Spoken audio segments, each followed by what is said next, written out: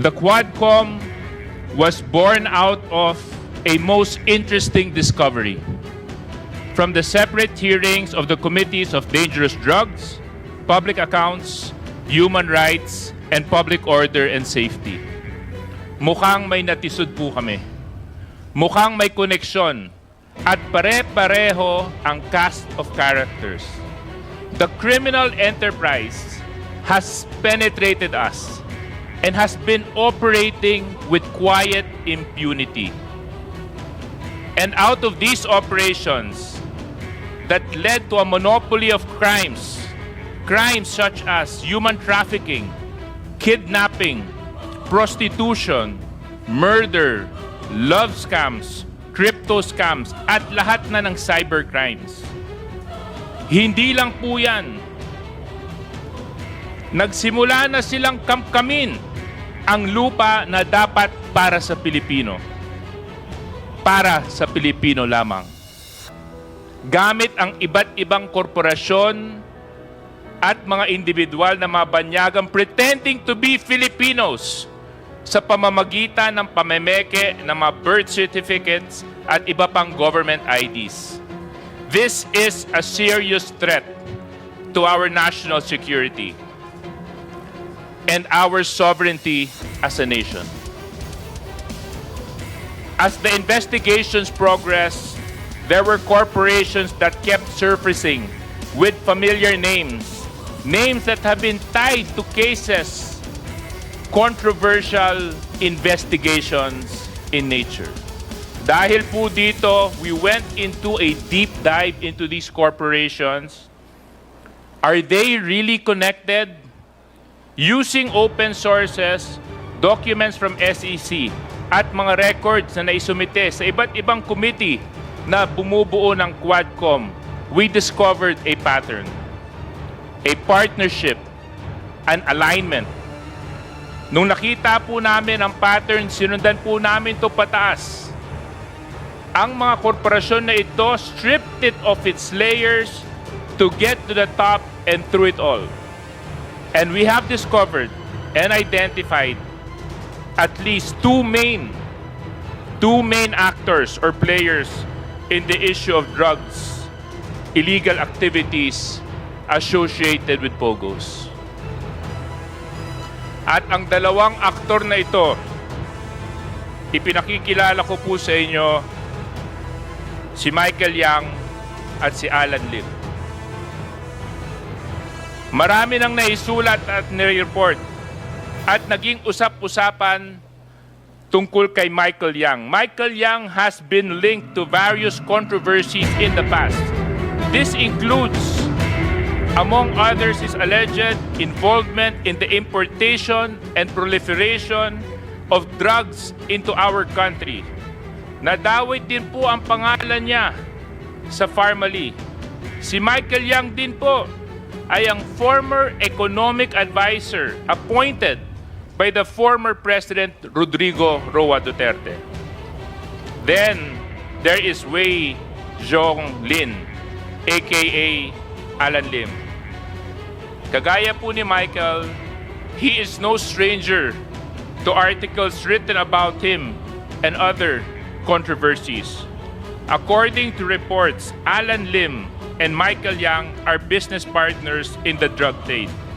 Sila po ay tahasang pinangalanan ni Colonel Asierto as being so. At sa kanya din po ang isa sa mga naunang pogo sa ating bansa. In studying these individuals, napansin po natin that they use the same set of people and build multiple layers for their corporations. Layering, pero nabuko natin dahil sa pattern ng kanilang nominees. Para po madali natin maintindihan ang presentation, pag nakita po natin ang kulay blue, ito po ay umuugnay kay Michael Yang. At ang kulay pula naman po, yan naman po ay konektado kay Alan Lim. Next slide, please.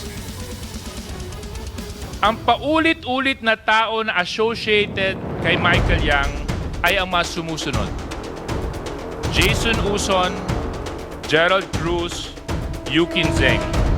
Kung atin pong matatandaan, hindi bago ang pangalan na Jason Uson at Gerald Cruz. Dahil nadawit na po ito ang mga pangalan nila sa investigasyon ng Pharmally. Ayon sa nakita naming sources at documents, ang mga personality na ito ay lahat based in Davao. This is significant considering the connections of Michael Yang in Davao City, where he owns a very interesting property. At syempre, hindi natin pwede makalimutan ang mga kapatid ni Michael Yang. Recently po, lumutang ang panganay na si Yang Jianjin, also known as Tony Yang or Antonio Maestrado Lim. Welcome to the House of Representatives.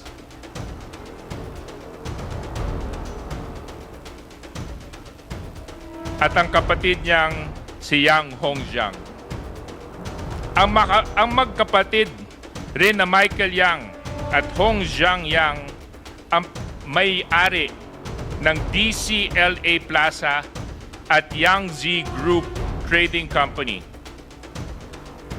Kamakailan lamang ay napag-alaman natin na nariyan din pala si Tony Lim. Davao City Los Amigos Plaza, DCLA, which was incorporated in 2011 in Davao City, is one of the first known businesses established by Michael Yang, connected to this complex web of corporations that are involved in the proliferation of criminal activities in the Philippines. Sa affidavit na isinumite ni Arturo Las Cañas sa ICC, base sa mga reports, ay itong DCLA Plaza ay ginagamit lamang bilang front ni Michael Yang to conduct his illegal activities. Dito daw labas-pasok ang mga drug couriers. Ang Yangzi Group Trading Company naman po ay isang korporasyon din na pagmamay-ari ni Hongjiang Yang at Michael Yang na sangkot sa mga illegal importation ng mga iba't ibang mga goods. Puntahan naman natin si Yang Jianjin o si Antonio Maestrado Lim.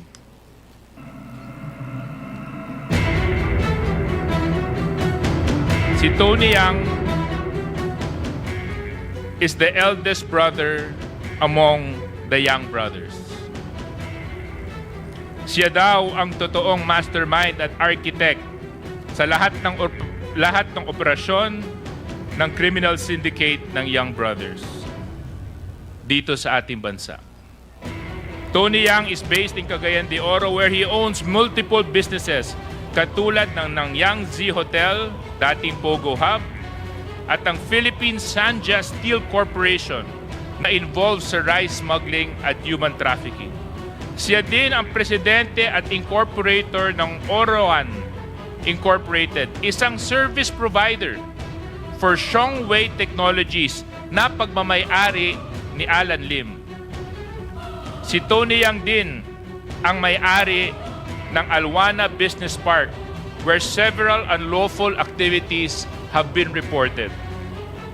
Nung nahuli si Tony Yang, may dala-dala po yang 1.4 million pesos in cash at mga iba't ibang lisensya for firearms. Gusto ko pong bigyang pugay ang PAOK TF. Congratulations po sa inyong paghuli kay Tony Yang. Tulad po ni Michael Yang, it would appear from reports that we have gathered in previous investigations that Alan Lin has a select number of associates whose names constantly and consistently appear in corporations that are owned by him, or we have observed are actually connected to him. The most obvious figure in this network of companies of Alan Lim has built is his wife, Rose Nonolin. Sinundan namin si Rose Lin, follow the trail kumbaga, at isa siya na nagko-connect kay Michael Yang at Alan Lim. This is a known fact at makikita po natin mamaya that Rose Nonolin is an incorporator of at least 8 companies where Michael Yang is involved in, such as Piley Estate Group, formerly known as Piley Holdings, Philippine Full Wind Group of Companies. Ang entry point niya sa Pogo ay ang Shongwei Technology. Kung mapapansin niyo po, kapag binaliktad po natin yung pangalan na Shongwei, this is the Chinese name of Wei Zhonglin, aka Alan Lim. Now, what is Shongwei Technology? Shongwei is a Pogo which was registered as a Philippine corporation in 2016. Isa po ito sa mapangunahing Pogo sa ating bansa. While Alan Lim does not appear as a director or shareholder of Shongwei in any of its corporate records, the Organized Crime and Corruption Reporting Project, OCCRP, reported that Alan Lim, using his identity as Lin Weizhong, served as chairman of this corporation. Shongwei service providers include Brick Hearts, Turquoise Diamond Technology Corporation, Shidaikeki Technology Corporation, and Orowan Incorporated. As previously reported, Shongwei and Brick Hearts shared the same email address. While this alone seems inconsequential, circumstances would show that Shongwei is part of the network of companies belonging to Yang and Lim, which is involved in illegal activities in our country. In fact, it has been reported that Shongwei was involved in 5 of the 7 kidnapping cases reported by Colonel Rodolfo Castil Jr., the Philippine National Police Anti-Kidnapping Group. Ngayon, balikan po natin ang ating paghihimay sa korporasyon ni Michael Yang at Alan Lim. Here we can see that Michael Yang has several persons which consistently appear as shareholders in his companies, such as DCLA Plaza and Yang Z Trading Company. These persons are Jason Uson and Yung Qinzheng. It would appear that Jason Uson, allegedly a Filipino citizen, consistently owns at least 60% of these companies in apparent compliance of our nationality requirement. On the other hand, Alan Lim, Rose Nonolin, a Filipino citizen, identified to be his wife, consistently appears as a shareholder in his companies. In XRL Holdings, Rose Nonolin is 60% owner, again, in compliance with our nationality requirement. Several companies, Piley Holdings Corporation and Piley Estate Group Corporation, appear to be 50% owned by the Michael Yang Group and the Alan Lim Group, respectively. The same individuals, Jason Uson, Yung Qinzheng, are shareholders of these corporations together with Michael Yang. Meanwhile, Rose Nonolin, Alan Lim are shareholders from the Alan Lim side. Silipin naman po natin itong Piley Estate Corporation. Ano ang Piley Estate Group? Ang Piley Estate ang nagtayo ng Clark Majestic World, a mixed-use real estate development Very similar ang mga condominium units dito sa mga residential units na ginagamit ng mga POGO employees. The businesses of Michael Yang and Alan Lim seem to always be involved or associated with illegal activities. For example, there are reports that the people who were held captive were found inside the Clark Majestic World. Another company providing the link between the partnership of Michael Yang and Alan Lim is the Philippine Full Wind Group of Companies.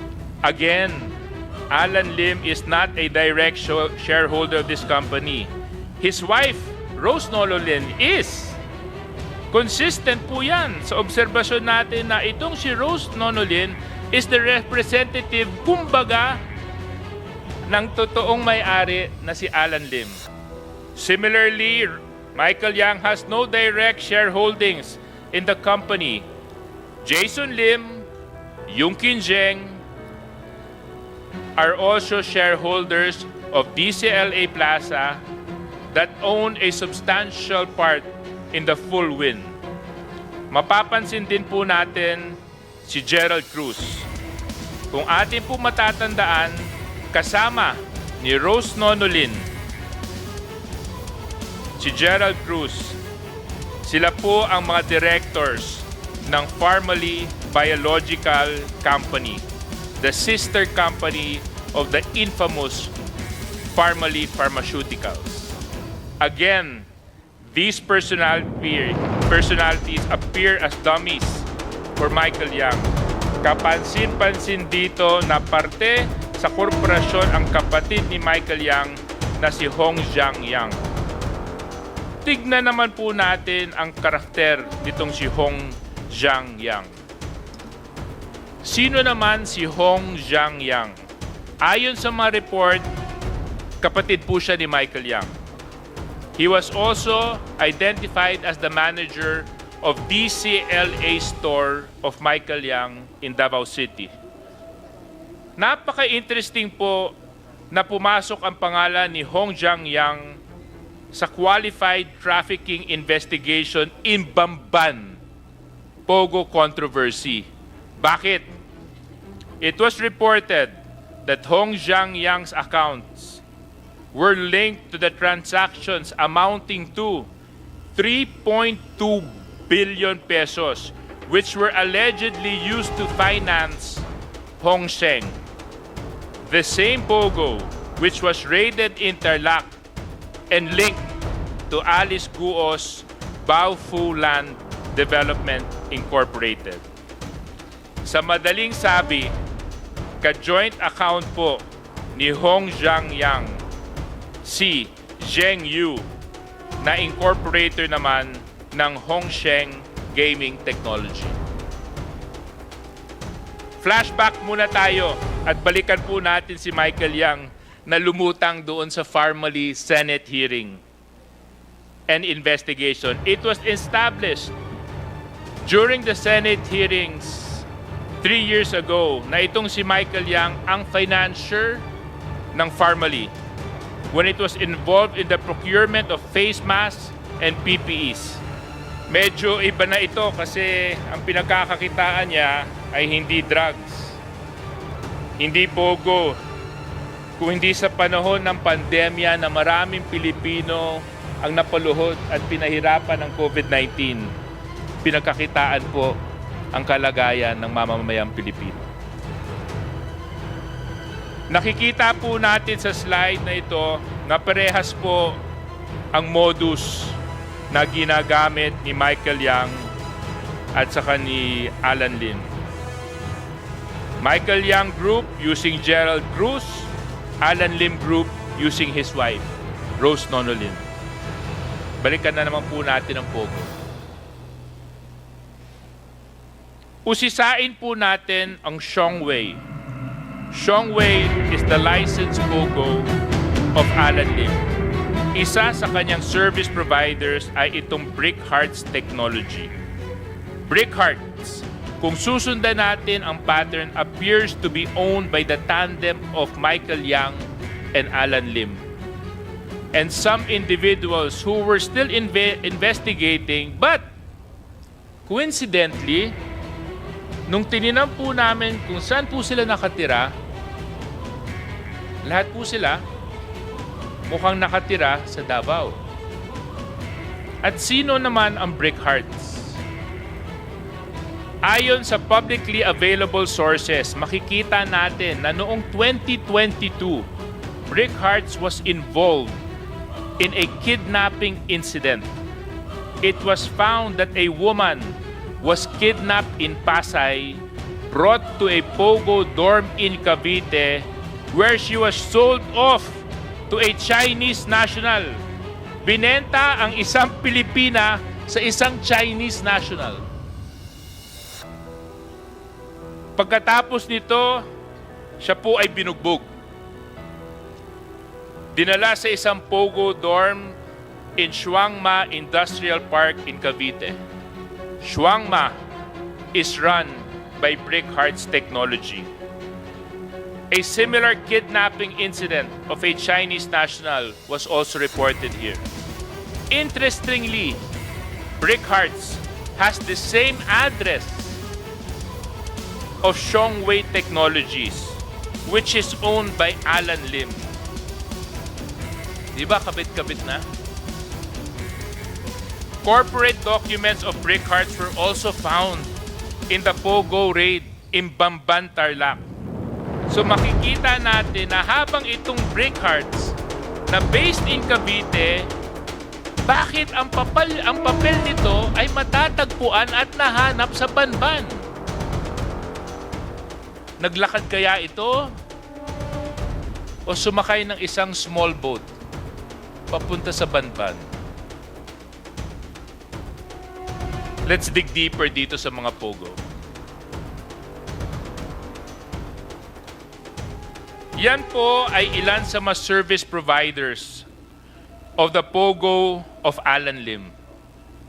Turquoise Diamond Technology, Shiday Keji Technology, at Oroan Incorporated. Bago pa lang natin ito malaman, ang Oroan, sabay na po lumutang ang kapatid ni Michael Yang na si Tony Yang.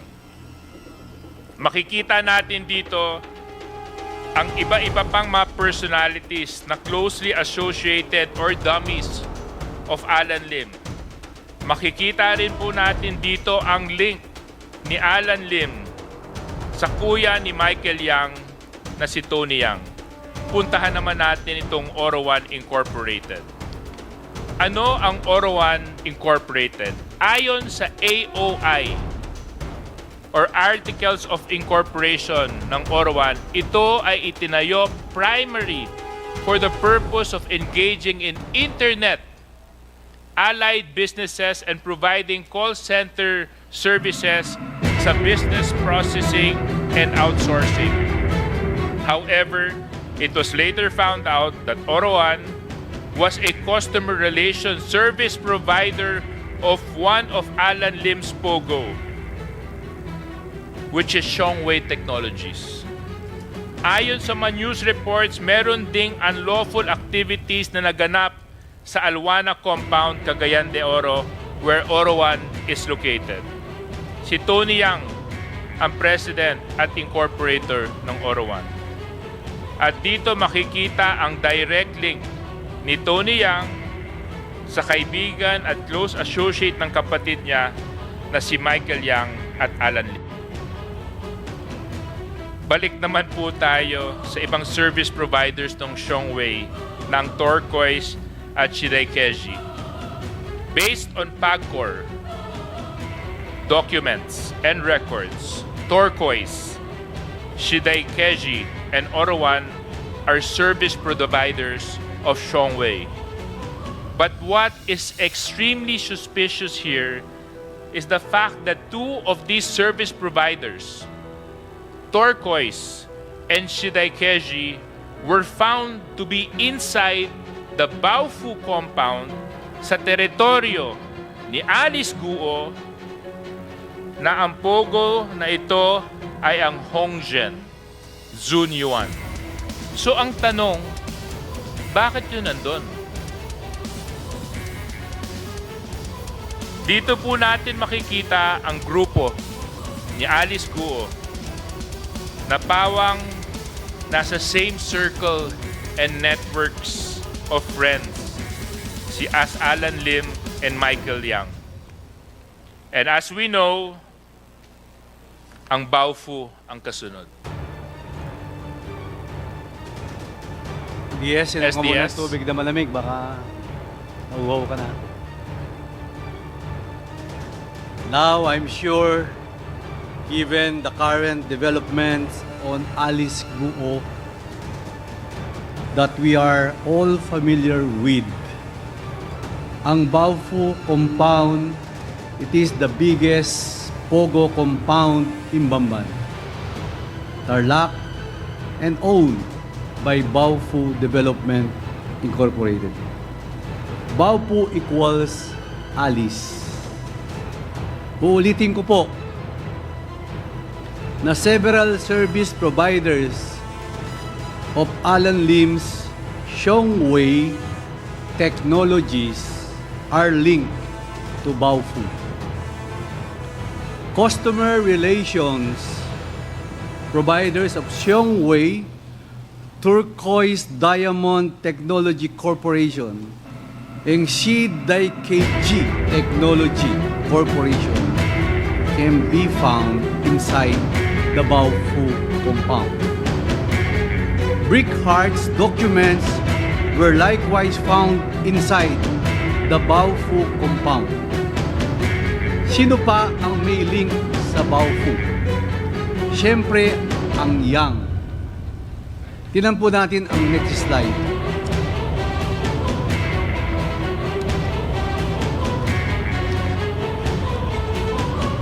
Ang link ay na kay Ongjiang Yang, ang kapatid ni Michael Yang. As stated kanina, ni Deputy Speaker J.J. Suarez, ka-joint account ni Ongjiang Yang, si Zhen Kan Yu, ang incorporator ng Hongsheng.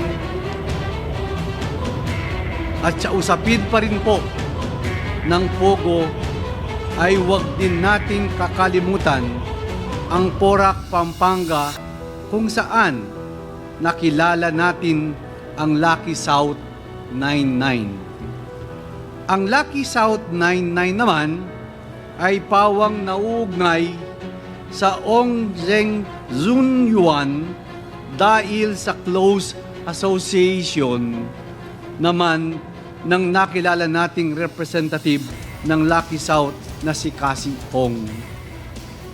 Ang Lucky South 999 ay kilalang kilala na po natin. Sa raid na naganap dyan ay kahindik-hindik na krimen po ang nakadiskubre natin dyan. Nariyan ang mga kinidnap, tinorture, pinatay, mga na-recover na videos na may nalalaman po ng pag-aabuso sa mga kababayan o iba pang sex crimes o mga cyber scams. So bakit po natin sinasabing kahit papaano ay kasama ito sa web? Dahil po naman yan ang makikita nating koneksyon dito sa Hongzhen Yuan o ang Baofu. Tingnan po natin ang links. Una po, it follows the same pattern o modus operandi. Nagsisimula po ito sa pagbili ng mga hektaryang lupain kung sa Bamban ay namili ay ang Baofu sa Porac, ang namili ay ang Whirlwind. Pagkatapos po niyan, ay magtatayo ng mga structures o buildings. Diyan, kung titingnan mo, ang halos pare-parehong lang ang prison like facilities. At halos kasabay ng pagtatayo ng physical structure ay mag-a-apply po ito ng POGO license. Sa Banban, ito ang Ongsen o Zunyuan. Sa Porac, ito naman ang Lucky South 99. May mga links din po ang mga personalidad dito. Si Zhang Zi na taga Singapore, ang dating presidente ng Lucky South 99, ay napabalitang tumulong kina Alice Guo at Cassie Ong para sa stay nila sa Indonesia. Si Duan Ren Wu na nauugnay naman sa Whirlwind at Lucky South ay kay Cassie Ong ay namataan na kasama ni Alice Guo sa Indonesia.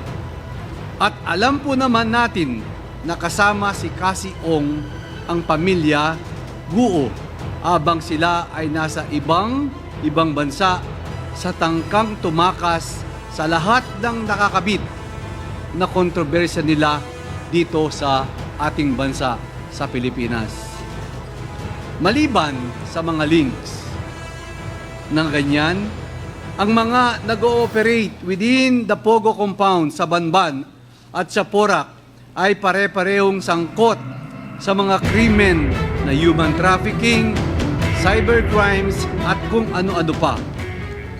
Bakit po natin sinasabing kasama rin po dito? Kasi ganyan po ang criminal enterprise. Ang criminal enterprise as defined, it is a group of individuals with an identified hierarchy or comparable structure engaged in criminality activity. Balikan po natin sina Michael Yang, sina Alan Lim. Sa POGO lang ba? Hindi po. Hindi lang POGO at Parmali. May drugs pa po. May drugs pa po. Tingnan po natin yung next slide. The Michael Yang and Alan Lim group as shown here are linked to Golden Sun 999, which is significant because it connects us to Empire 999 na makikita natin mamaya na heavily involved pala sa mass land acquisition and drugs. Ang layo na po ang inabot ng mga korporasyon at mga krimen at nakikita po natin na konektado pa rin. Relevantly, the connection lies in the interlocking directors or common incorporators, shareholders among these corporations. As mentioned earlier, Rose Nono Lim, the wife of Alan Lim, and Gerald Cruz and Lincoln Ong, known as associates of Michael Yang, were all implicated in the Parmali scandal. Both Rose Nonolin and Gerald Cruz are incorporators of Golden Sun 999 along with ID Taeyang. ID Taeyang is also an incorporator of Empire 999 Realty Corporation, where it was reported that almost 3.6 billion worth of shabu was found and confiscated. This warehouse is owned by Mr. Willie Ong, an incorporator of both Empire 999 and Sunflare Industrial Corporation. Lincoln Ong, who is also an incorporator of Parmali Pharmaceutical, and ID Taeyang, who is an incorporator of Golden Sun 999 and Empire 999, are also both incorporators of Mexico 999. Sino po si Empire 999? Tingnan po natin. Empire 999 Realty Corporation is a registered corporation with the SEC since 2015, with some of its incorporators being Willie Ong, ID Tiang, Jack Tiang, and Alvin Ganituen. As shown, these people are the same people who provide the link between what appears to be an entity owned by Yang and Lim, which is Golden Sun 999 to Empire 999.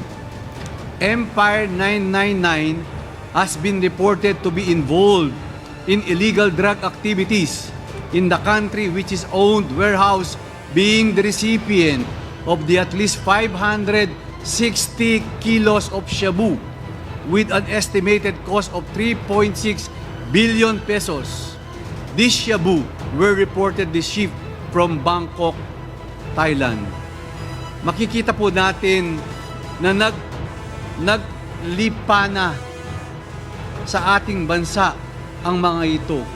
Ang Yang brothers na si Michael Yang, Ong Jiang Yang, at si Tony Yang andito na, pati ang close associate ni Michael Yang na si Alan Lim.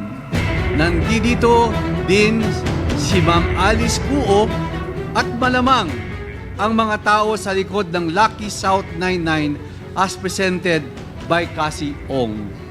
Dito makikita natin ay bawat isa-isa sa kanila ay may iba't ibang focus o areas of influence sa ating bansa.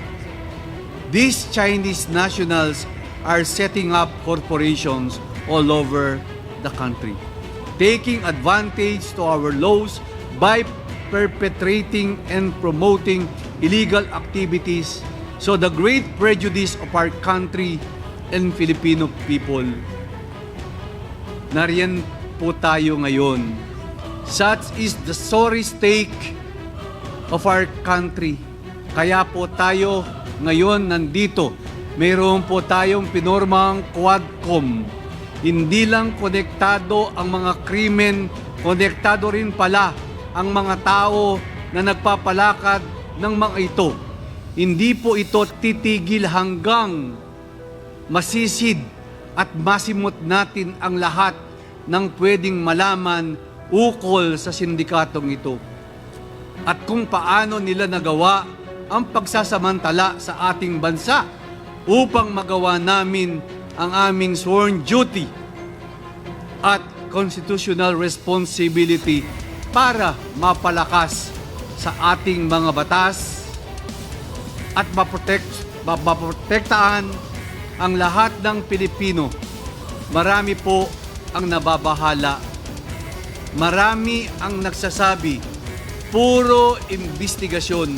Wala namang mangyayari dyan. Hindi po ito nagtatapos sa trabaho ng Quadcom. Ang investigasyon na ito na aming binibigyan ng panahon, pagod, ay simula lamang. We will come out with recommendation to address this. Cleansing, paglilinis, mahirap, pero gagawin po namin at kakayanan namin dahil ito po ay para sa sambayanang Pilipino. Sa ngayon ay uncover pa lang po natin ang criminal enterprise.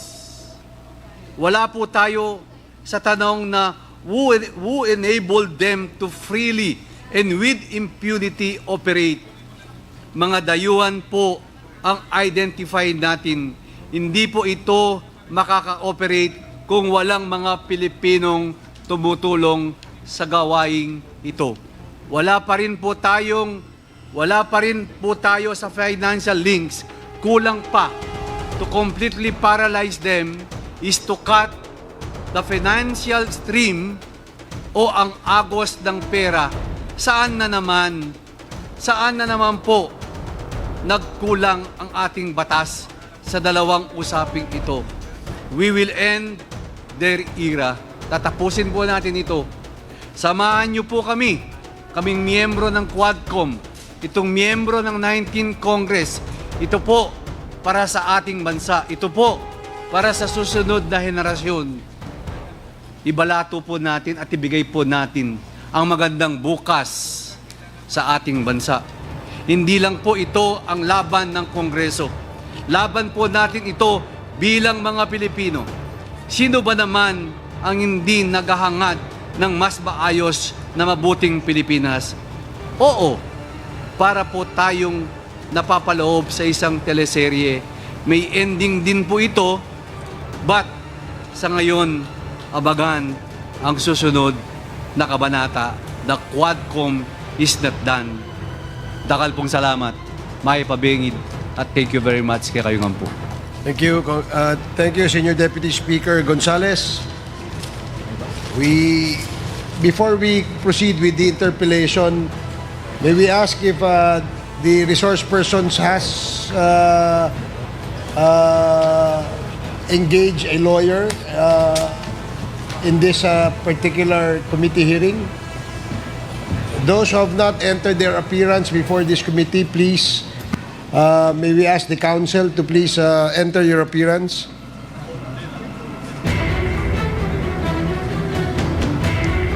I am Attorney Michael Jaime Sires. I am appearing in behalf of Mr. Tony Yang.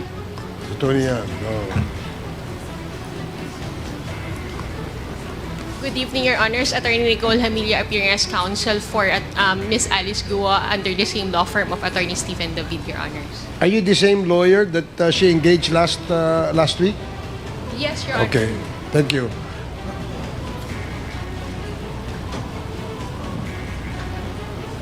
Yes, please. Paige, can you please...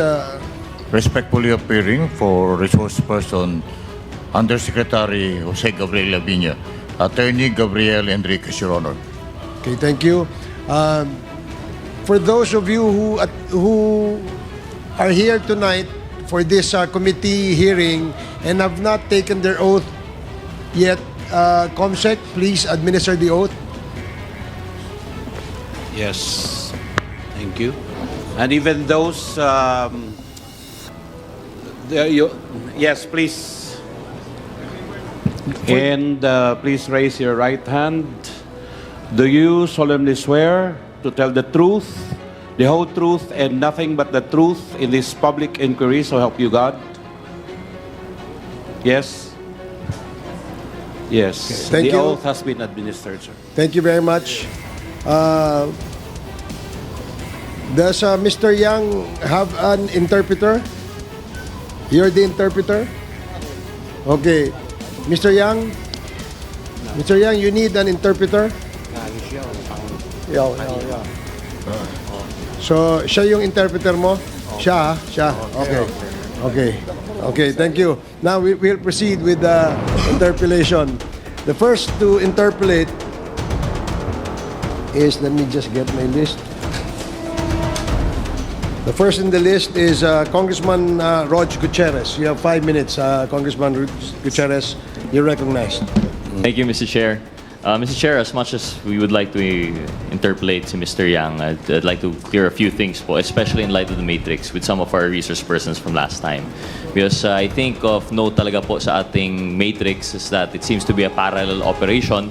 Nakita po natin na yung first parts of our Quadcom we're only scratching the surface. Itong mga POGO operations pala happening in parallel is only the initial and it's the lower level actually. And now we're moving up. But before we move on with Mr. Yang, I just have a few questions. Kasi nga po, nakita natin, parallel po based on the matrix. For example, I'm sure there are many more POGO operations, pero parallel po yung sa PORAC and yung sa Bamban. So that, Mr. Chair, I'd like to direct my first question to Ms. Ong and to Ms. Guo. Ms. Ong, you had said before that kilala niyo po si Ms. Guo.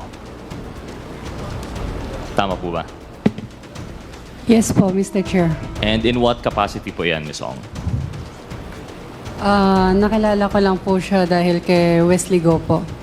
Si Wesley Guo is supposedly your boyfriend po. Tama po, Mr. Chair. Yes po, Mr. Chair. And you've met Wesley Guo how po? Somewhere in Binondo po. In Binondo po. Pero si Wesley Guo, the brother of Alice Guo, Mr. Chair, may I direct my question to Ms. Alice Guo? You mentioned po you lived in Tarlac for most of your life po. Tama po ba? Yes po, Mr. Chair. So, from age 0 to, you claim to be 38 po, no, Ms. Guo? From 0 to 38, talagang residence po ninyo is Tarlac. Yes po. Have you at any point in time found yourself in Binondo? Binondo, never naman po ako tumira sa Binondo. Never tumira. But you visited Binondo po ba? Yes po. For what purpose po kaya yan? Minsan mamasyal, minsan may bibilhin. Opo. Okay, so from there, would you have an idea of the circumstances surrounding the meeting of Miss Ong and your brother, si Wesley? Sorry po, one more time po. May idea po kayo kung paano nakilala si Wesley, si Miss Ong? Wala po, Mr. Chair. Tapos, so sariling lakad niya po yun, yung sa Binondo, and then they met. Yes po. Okay. I direct my questions again to Miss Ong. So, you say you're in a relationship with Wesley. Ano po yung birthday ni Wesley Guo? February 23. Feb 23? Yes po. That would peg him, what year po? 1990... wait. Bilangin ko lang po. Mr. Chair, do we have anyone who can confirm the date? Because my data says otherwise. I think Perhaps, Mr. Chair, I can ask the Bureau of Immigration. They might have the documents po, no? Mr. Chair, directing my question to the Bureau of Immigration, anong birthday po ni Mr. Wesley Guo based on his Philippine passport?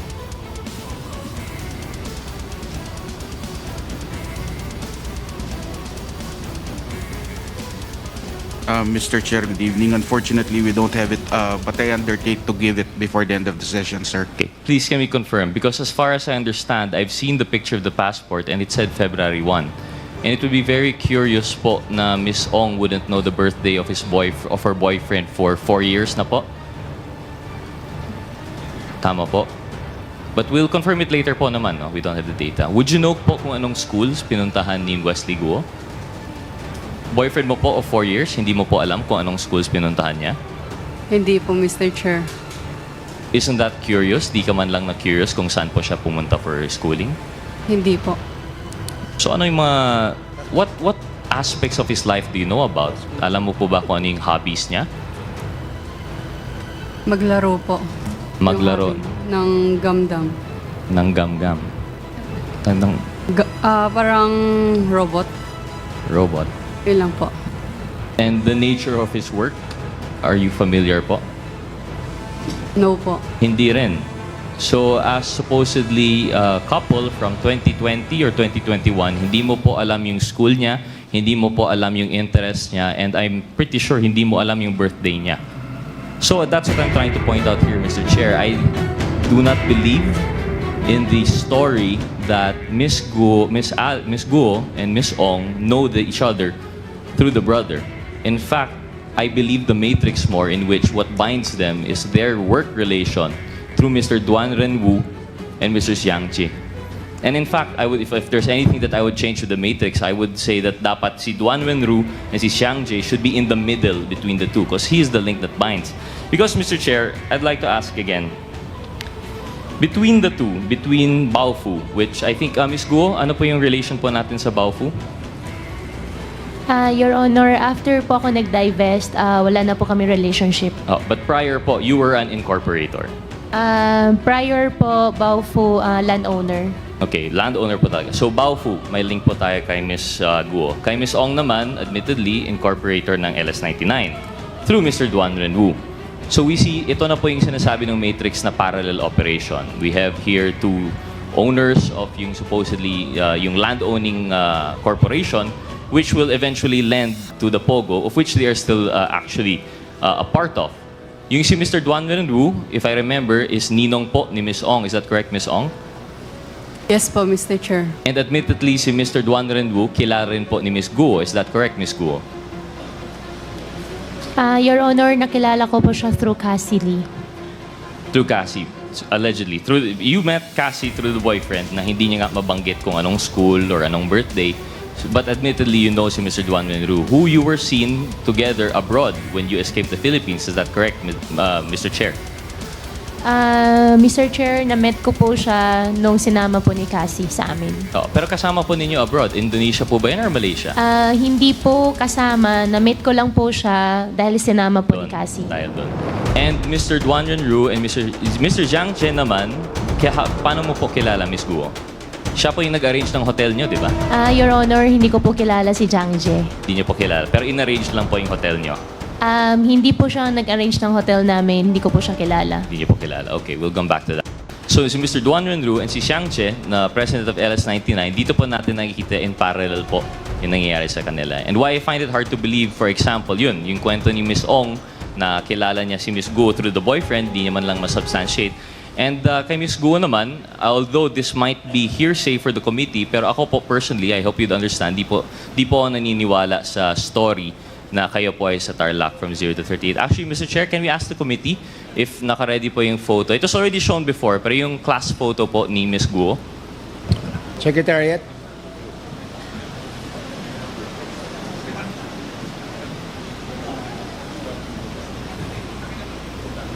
Miss Guo, while waiting for that po, you say you were born in 1986. Tama po ba?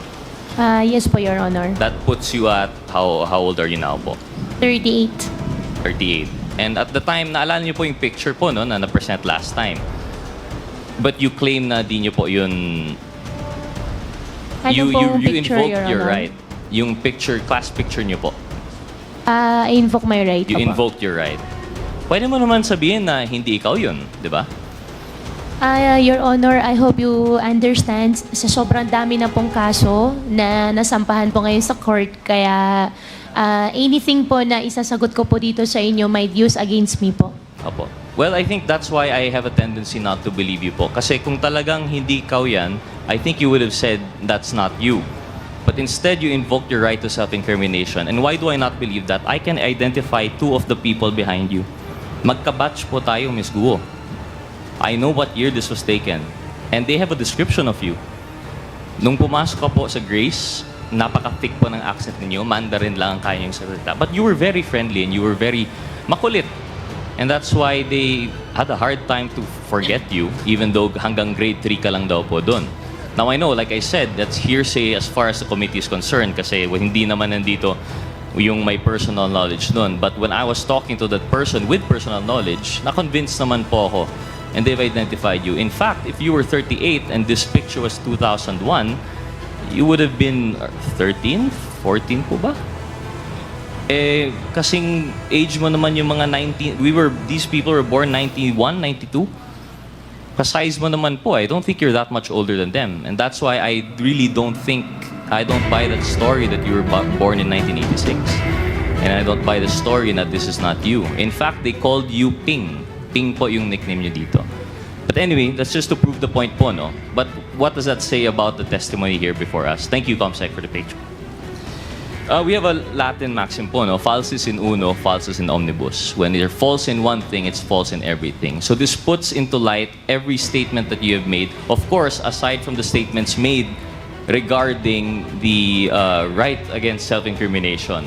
But if we're talking po about everything she said, that she was in Tarlac for 30 years, that all of her life, or the fact po that she was not the person in the Bamban resolution, this is going to be your testimony versus documentary evidence. Yung Bamban resolution number 185 series of 2020, citing you as the applicant for Hongsheng Gaming, ano po yung sagot mo doon? You said you have no recollection at all kung paano na nasama yung pangalan po ninyo. Tama po ba yan, Mr. Chair? Mr. Chair, all related Hongsheng, Baofu, I invoke my right against self-incrimination po. Okay. And just proves it even more. If you can't relate to us how you're related to the resto, then I guess the document stands po na may kinalaman po kayo sa Hongsheng. Another thing po, you claim na walang Filipinos involved sa escape. How do we know that we can take that for granted? Kasi, yun nga, as far as we're concerned, false in one, false in all. And then, of course, the allegations that 3.2 billion was transferred to Hongsheng through the partners mentioned earlier. And it's parallel also because I remember, if I'm not mistaken, Chair Dan Fernandez mentioned there was also a similar transfer going on between Mr. Duan Renwu and Miss Cassandra Ong. So we see nga po na talagang I think may basis yung matrix, talagang parallel yung operations, and I think that's as much as we can get from them. Baofu and Hongsheng versus Lucky South 99 and Whirlwind are two sides of the same coin. They're parallel operations held by a consistent cast of characters, and now that the Quadcom is digging deeper, we're now moving up the ladder. Unfortunately, I don't think we'll be able to get anything more from Ms. Ong and Ms. Guo, given that they have cases and they have repeatedly cited their right. They've repeatedly invoked the right against self-incrimination. So I think we have no choice but to move on with the matrix. So with that, Mr. Chair, I'd be asking my questions to Mr. Yang. Yeah, but before that, Your Honor, let me ask the lawyer of Ms. Alice Go. Your participation here is to advise your client only of her legal rights. And please, advise her also what questions she needs to answer. If the question being asked, being propounded by a member is not related to the case that she is facing, then you have to compel her to answer. And that goes the same with other counsels present. Okay, para lang ho maliwanag, that's our ground rules. Alam naman po ninyo, kayong mga lawyers, alam nyo naman po kung ano yung makakaapekto sa kaso nila. Kaya wag nyo silang pabayaang magtago sa likod ng right against self-incrimination. And we just want to make that clear. Please continue, Congressman Gutierrez. Thank you, Mr. Chair. Mr. Chair, before I move on, I'd like to go back. I still have two more photos with the ComSec on the issues of Ms. Ong and Ms. Go. Committee Secretariat, may we ask for the pictures of Lucky South 99 and yung Hongsheng to be displayed? May I ask, Mr. Chair, the PAOCC, si Dr. Casio, Mr. Chair, generally ang POGO, kailangan po ba compound talaga? If I understand correctly, meron po tayong mga POGO operations within Metro Manila. Is that correct? Mr. Chair, Honorable Gutierrez, in the past, PAGCOR allowed what was dubbed as hubs. By hubs, meaning to say different locators, different POGO operators can exist within one hub. But if I do recall, the only hubs that were ever licensed by PAGCOR were the one in Clark, San Valley, which was raided by the ACG and PAOK on May of last year. The second one was, if I am not mistaken, the one in Bamban, no? Baofu. And the last one is the last remaining hub that's winding down, yung sa, ano po, yung dito po sa Island Cove, Cavite. So generally, Mr. Chair, ang POGO, it doesn't necessarily have to be a hub. They can operate parang BPO lang po siya. Sometimes they rent a floor lang po. Tama po ba Yes, sir. They can rent as small a space as 300 square meters. Thank you, Mr. Chair, for clarifying. So para lang alam ng ating mga kababayan, kasi nabanggit po ng PAGCOR, meron pong 240 plus na nabanggit ng mga POGO. Baka iniisip po nila lahat yung POGO hub. But it seems to be only the big operators are the POGO hubs. It's, for example, yung sa Baofu and sa Lucky South 99. Kaya nga po parang parallel because amongst all the POGOs, sila lang po yung ganito. Sila lang po yung may hub. And it seems to indicate na they have the same modus operandi and they have the same intention to include mga love scam, mga cryptocurrency scamming, and other related crimes. Kasi hindi naman po yan manggagawa sa 300 square meter na office building po, no? So I think this is just another point of parallelism between the two. And then one more thing, Mr. Chair, Committee Secretariat, yung next picture po, please, yung mansion. Ms. Ong, Mr. Chair, is this image familiar to you po? Yes po, Mr. Chair. Can you explain to us ano po yung nakikita natin sa picture? Nakita mo naman po, is that your house? Yes po, Mr. Chair. Ito yung mansion po ninyo sa Porac? Opo. Mr. Chair, can we, for everyone to see, can we have the picture again?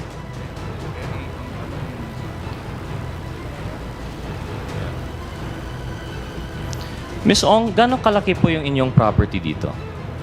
Tama po ba? That's like a little massage house in the middle of the lake behind the bigger mansion proper. Tama po ba, Miss Ong? Lahat po yan, bahay po. Wala pong massage. Wala massage. Yung gitna. So Yes lahat po. yan bahay. So yung Opo. gitna. So, gaano kalaki po itong property nyo? Yung lot po is around 3 hectares po. 3 hectares yung lot. And Yes, all po. of this at the tender age of 24. Would you care to substantiate how you made your money out of this? Lahat po yan na-inherit po ba, Mr. Chair? Mr. Chair, I invoke my right. You invoke your Pasensya right. na po Of course. kasi meron pong kinasa sa akin. Kasi nga po, kahit yung reasoning na binigay mo last time na 35 million per month, hindi rin yun tama eh. Kasi at 35 billion per month na you would make out of the 70,000 hectares that you were renting out, that's only still just 35 million, which wouldn't account for the billions of worth. Sabi niyo po, wala po kayong inutang to make yung phase 1, phase 2, phase 3, not including itong mansion po ninyo. Because the truth of the matter is, based on the reports, if we're to believe, this is actually bahay ni Mr. Duan Renwu. Hindi naman po ito sa'yo. You're going to invoke your right or you're going to deny it, that's fine, Ms. Ong. But I'm just presenting it for the facts that the unbelievable story of rags to riches at 24 through inheritance from your mom, based on nothing more than the right connections at the right time, parang sobrang unbelievable po. We are more inclined to believe these parallel operations in which at the center is Duan Renwu and everyone else going up. So with that, Mr. Chair, I'll conclude na po yung kay Ms. Ong, kay Ms. Guo. I'd like to go on po as we go up with the ladder kay Mr. Yang. Thank you, Committee Secretary, for the picture. To the, Yes. Mr. Chair, I just have a question, just out of curiosity, if I may. With the indulgence of Congressman with the indulgence of Congressman Gutierrez. Comsec, pwede mo ba maibalik ulit yung bahay ni Ms. Casiong?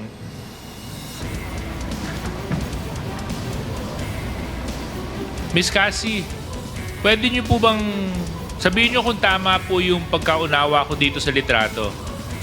So meron pong lake at yung bahay po ninyo ay yung nasa gitna. Tama po ba yun? Can you go back? Hindi, yung bahay po. Yung bahay, Comsec. Yung bahay, Comsec. prior picture, please. Yan. Yeah. Excuse me. Yes? Yes po. Yes po, Mr. Chair. So yung bahay po, ano po yung nasa gitna ng lake? Bahay po. Tapos ito pong nandito sa may bandang baba. Bahay din po, Mr. Chair. Oh, so you have a house within a house? At tapos yung nandun po sa ibabaw niya na parang kulay puti na I don't know how you describe it. Parang ano ba yan? Is that also a body of water? Garden po yan, Mr. Chair. Garden. Okay. Yeah,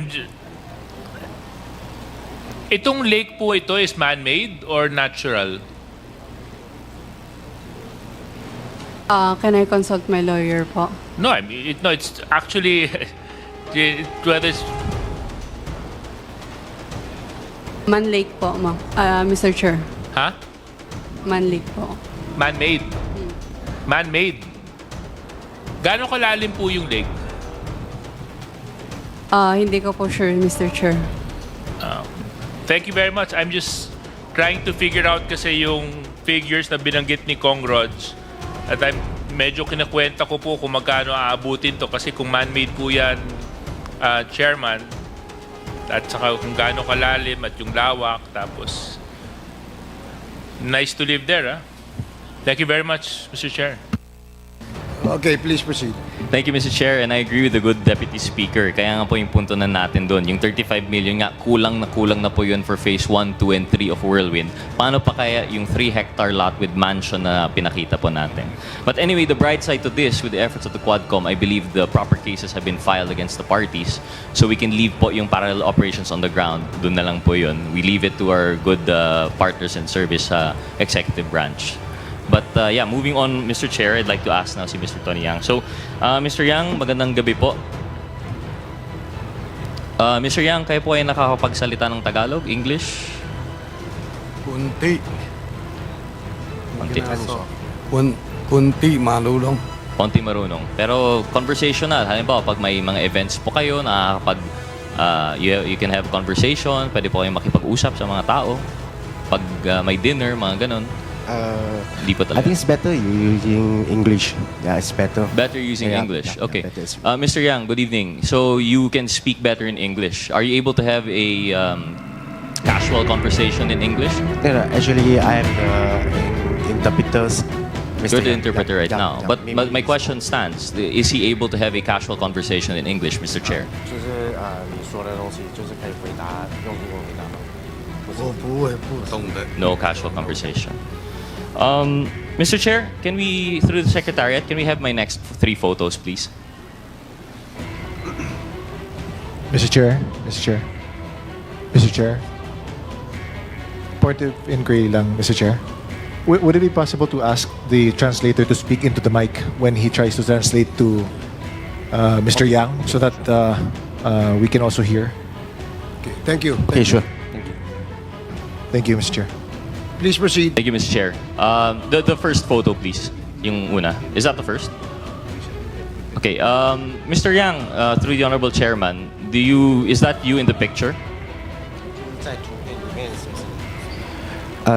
就是他问你在图片里面那个是不是你？是不是他的？Yeah, it's he. It is. Do you recall Do you recall what event was transpiring here? 就是他问你在这里是举行的什么活动，还是就是干嘛的？当时那个，当时那个三家钢铁厂给 BBD 里面签那个租那个地，租地的 OK 钱。Okay. I think it's during some rentals for the place. Yep. I'm sorry again, Mr. Chair.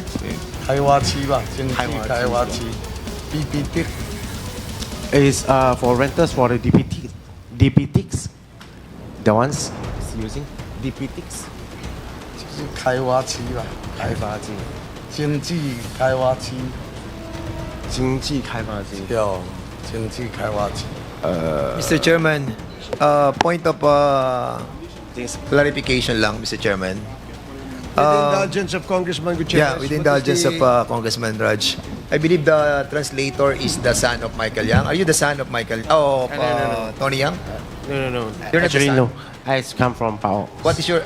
You're from Pao. Yeah. So you're the translator of the Pao, of Pao, yeah. not of Tony Yang. Yeah, it's Sige, not you from can Tony. proceed. Thank you so much. Please proceed.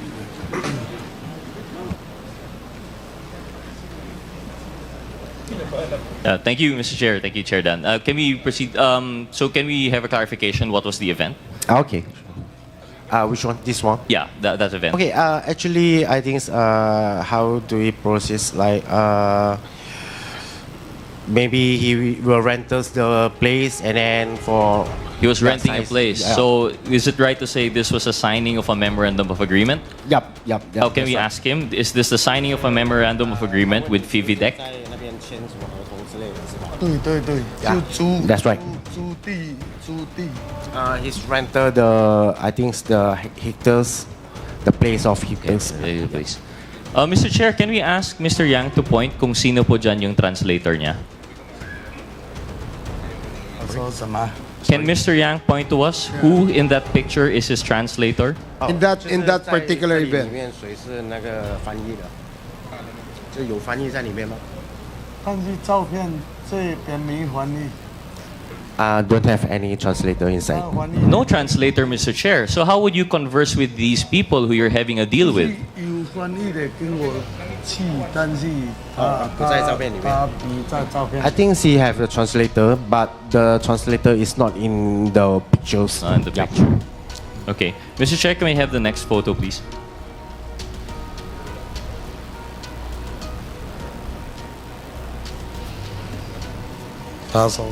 Mr. Chair, we have here a picture of a private meeting of Mr. Yang and the ex-PNP chief. Can you point to us, Mr. Yang, of sino po dito, who here is your translator? Okay. 他就是问你，在这里面哪一个是你的翻译这里面也没有我的翻译。 ？Yeah, it's not in inside the pictures don't have any. What, you have a translator Yeah, in that don't have- meeting? yeah. No, but does he have a translator during the meeting? He have a translator, but the translator is not in the pictures. Not in the picture. Yeah. Okay. Next picture, please. I believe this is an event in CDO. Mr. Yang, do you recall this event? 就是这个的话，你是参加什么活动还是什么的？还是这张应该是那个，我也忘记了，应该是在甲街参加一个那个活动，我们那个会，我们商会里面我一起去。 Okay. But I think it's already long time ago, and then he's not remember well, and then yeah, it's okay. Thank you. Mr. Chair, to refresh yourself, this is, I don't know how you could forget this. This is a dinner with the president in CDO. Can you point Mr. Yang, who is your translator in this photo? Okay, 就是他想让你指一下哪一个是你的翻译。 Mr. Chair, this is not a post photo. There was no opportunity siguro for the translator to be told to step aside. You could be seen you're having dinner. This is very conversational. Surely your translator must be here, Mr. Yang. I didn't see the translator. No too. translator. I have difficulty believing after how many years in the Philippines that you are unable to carry a conversation. As the pictures have provided, I believe that you, Mr. Yang, are able to speak Tagalog, Bisaya, or English, one of those languages in which you could talk with all of these people you're having meetings with. OK， 就是他意思是说你在这里生存了差不多20几年嘛，然后就是说你肯定懂一些大家捞语或者是英文之类的，不然的话你要在这里怎么生存，怎么去跟他们沟通？就是那个一般的，就是口头语这个听会听，有些说就是说不准。Okay, I think he explained it. He can just listen some Tagalog, but just Kontilang, and then maybe if he want to speak, just Kontilang too. Yeah, but for hearing is okay for that. Yeah, maybe he will understand it. Thank you, Mr. Chair. We have no way to prove that na lang po, no? So we'll just take what he said for granted, but I just want it on the record that these photos show no translators on. Before I proceed with my questions of Mr. Yang, I just like to inform Ms. Ong that your boyfriend's birthday is February 7. You might want to remember your boyfriend of 4 years, yung birthday niya, Feb 7. Malapit po sa Valentine's. So, Mr. Chair, proceeding back again with Mr. Yang. So, inaamin nyo, you admit that you are a Chinese citizen hailing from the Fujian province. 哦，他问你是中国籍的，是福建，你的家乡在福建是吧？是。Yes. And you, Mr. Yang, you are brothers with Yang Hongming, also known as Michael Yang. 就是你是杨洪明的哥哥和Michael Yang的哥哥是吧？兄弟。是。Yeah, right. And you are also brothers with Yang Hongjiang, is that correct? 就是杨洪江也是你的兄弟是吗？对。Yes, right. Mr. Chair, can Mr. Yang tell us where his brothers are now? 就是他问你，就是说问你的兄弟都在哪里？现在目前是在哪里？我上就是听他们说，杨洪明说是在泰国，他有一天就是我跟杨洪明都没有联系，有一天他有打电话过来问我这边怎么问我，就是打电话过来吧。我问他在哪里，他说他在泰国。在泰国是吧？哦，在泰国，好像是在泰国。Okay, maybe in Thailand, and then when some days the brother is calling him and then ask for, yeah, maybe for how is good or anything, and then he say he's in Thailand that times. So, Mr. Chair, you're still in close contact with your brothers. This is both Michael Yang and Hongjiang. 你还有跟他们保持很亲密的联系吗？没有，我一直一起来菲律宾，我就跟杨洪明都跟杨洪明都没什么联系。 Okay, actually when he in Philippines here, after in Philippines, and then I think the relations is not good, and then it's less for contacts. Yeah. Thank you, Mr. Chair. Well, in that case, Mr. Chair, one more question on Michael Yang. You must be aware of the allegations that Michael Yang is related to Pharmaly Pharmaceutical Company. In fact, he was the financer. Are you aware of that, Mr. Yang, through the Honorable Chairman? 就是他问你知道，就是你们现在sorry, come again the questions. Is he aware that his brother Michael Yang is connected formally? Oh, it's connected. Okay. 就是他问你现在麦克样还有继续跟你们家人保持联系，还是怎么样的吗？这个我就不知道了，因为我很少跟他我们我来菲律宾嘛，我跟他关系都不太好，都没什么联系。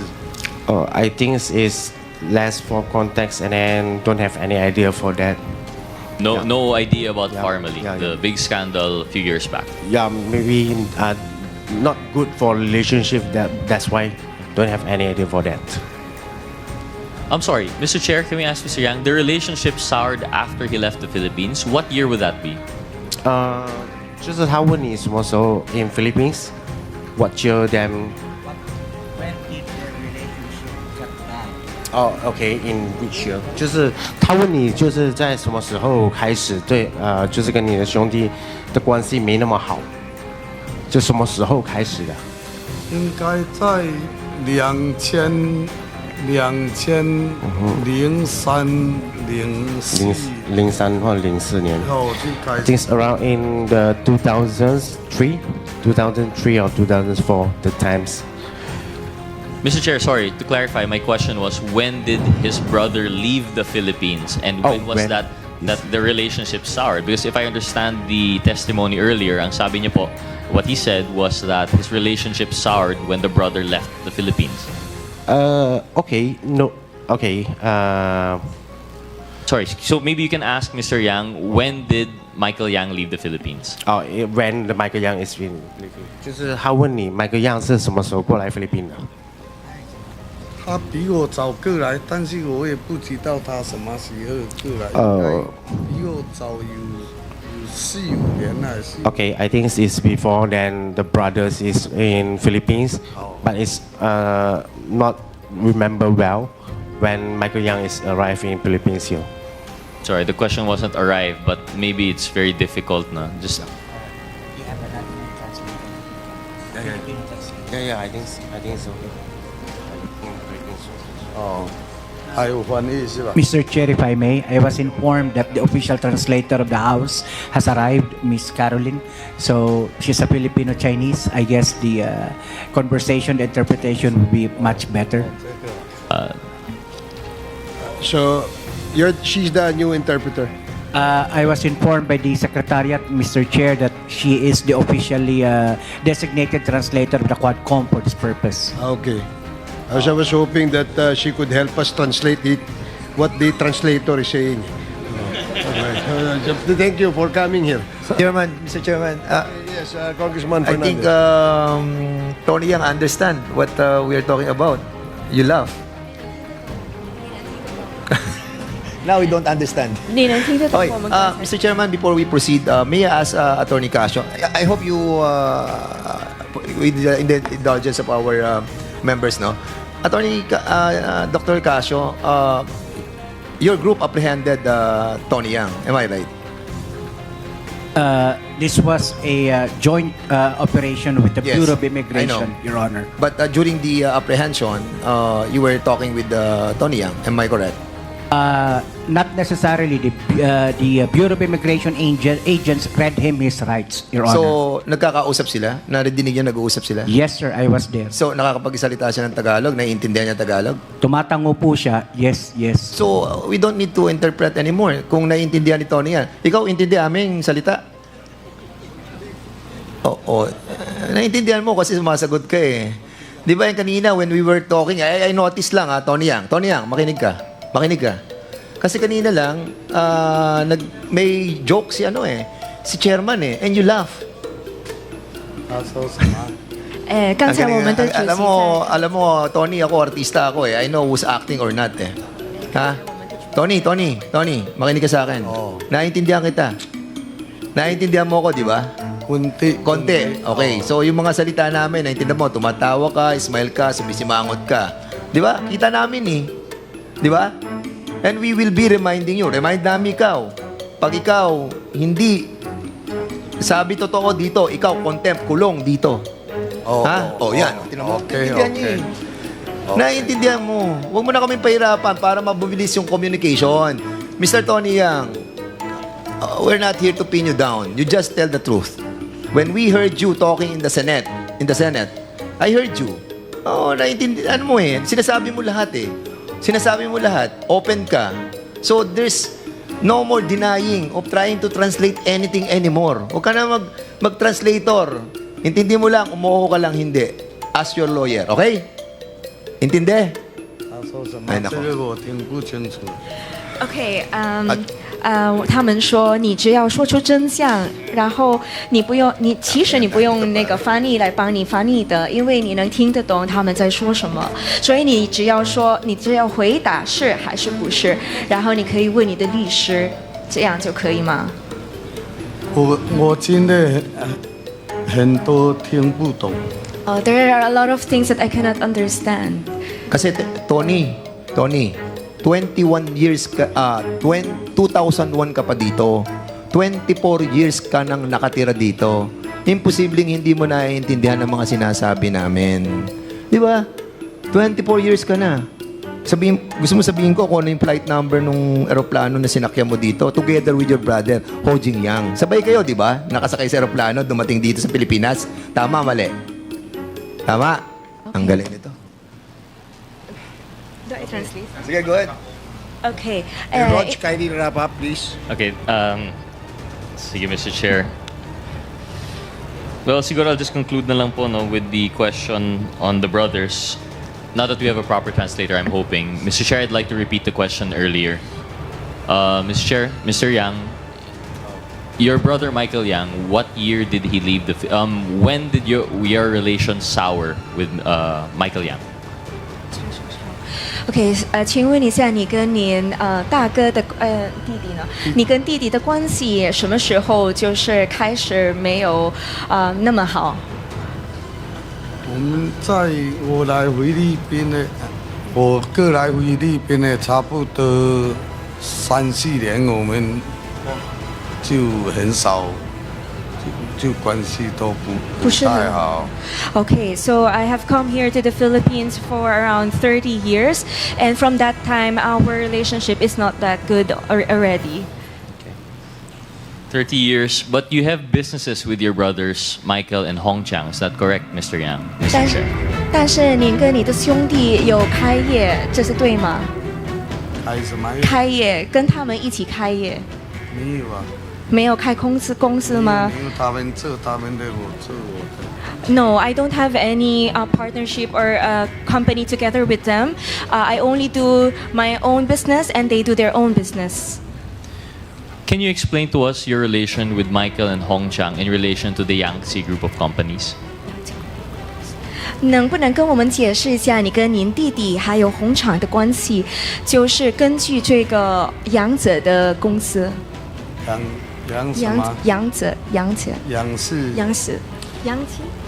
Yes, I believe there's Yangtze Group Trade Co., Yangtze River Economy United Development, Yangtze Pharmaceutical Group, Yangtze River International Group, HK Yangtze Group International, Yangtze River Pharmaceutical Group, Yangtze Rice Mill. I think you like the word Yangtze. 这个杨子的公司有很多集团，对吧？那没有，不是吗？因为这些都是跟他们一起开业，对吧？不是。No, it's not. No, it's not. I'm not involved. I'm not involved. Not involved. Thank you, Mr. Chair. Going back, Mr. Chair, to your birth certificate, you admitted that this was not authentic. OK，关于你的出生证，你承认过，这个出生证不是真的，对吧对对。 Yes, I admitted that it's not authentic. Mr. Chair, can you care to explain what are the circumstances surrounding your birth? How did you acquire a PSA certificate po? 请问一下，您是如何得到这个出生证呢？我过来菲律宾应该，我过来菲律宾应该差不多2、3年，我爷爷弄来给我的。 So when I went to the Philippines, okay, when I went to the Philippines around after 2 to 3 years that I came to the Philippines, it was my grandfather, specifically my maternal grandfather, who helped me come up with this birth certificate. And you acquired this birth certificate to, I would assume, facilitate your purchase of businesses and land in the Philippines? 所以你有了这个出生证，就是为了对你开业比较方便，对吧？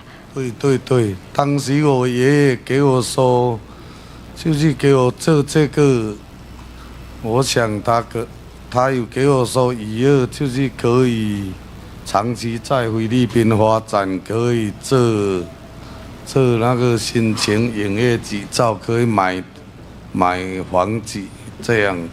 Okay. Buy some properties. Okay. So during that time, it was my grandfather's plan or maybe decision, so that if I plan to open up a business here or to develop here in the Philippines for the long term, I would be able to use this. And also, for example, if I want to buy some lands or properties and also to gain some business permit, I would be able to use this birth certificate. Mr. Chair, at the time that you acquired this PSA birth cert fraudulently, you were 34 years old, is that correct? 34。当时你获得这个出生证，你是34岁，对吧？我也忘记了，反正我到卡加园差不多应该是大概3、4年，我爷爷弄给我，反正那么久了，我也大概应该是我去那边2、3年还是3、4年。Okay, so I have actually forgotten my exact age when I got that birth certificate. But what I know is that it was around 2 to 3 years that I came here to the Philippines that I was able to get that birth certificate. Yes. Well, based on records, if it's to be believed, you fraudulently acquired and registered your birth at the age of 34. So at that time, you were already of legal age, and your grandfather, your maternal grandfather, couldn't have coerced you. You acquired a fraudulent birth certificate of your own volition, Mr. Chair. OK， 当时你已经34岁了，所以你有这个权利为自己做出决定。比如说，你知道这个出生证是假的，所以你可以就是为自己这个出生证而愿意还是不愿意做出这个出生证。当时我过来这边刚开始，我也什么都不会说吧，但是我外公自己的亲人哦，他弄这个，他帮我弄这个，我想他是想我在这边就是可以长期在菲律宾发展下去吧，应该是也是为我好吧，哦。Yes, because I do not know how to speak English, so I am not aware of what will happen with the birth certificate. But what I know is that it must be my grandfather's decision to get me the birth certificate, and because he's thinking that I could develop long term here in the Philippines. Okay. Thank you. Mr. Chair, just a final questions before I yield to other interpellators. Are you aware of Filipinas 168 Shopping Mall Inc. in 168 Shopping Mall? 请问你对这个168的商场很熟吗？168商场？不知道。你不知道？我不熟，不知道。I'm not very aware of it. It would show in the records that Tony Yang, Antonio M. Lim, and Yang Hongjiang are incorporators. 在我们的记录这些记录里面说出 Antonio M. Lim 还有这个杨洪江，他们都是业主，或是他们都是这些的领导总经理。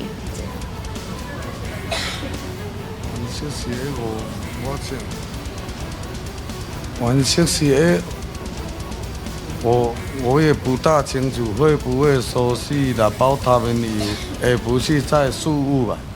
宿务会不会他有一个商场，好像叫168还是什么，我不大记得。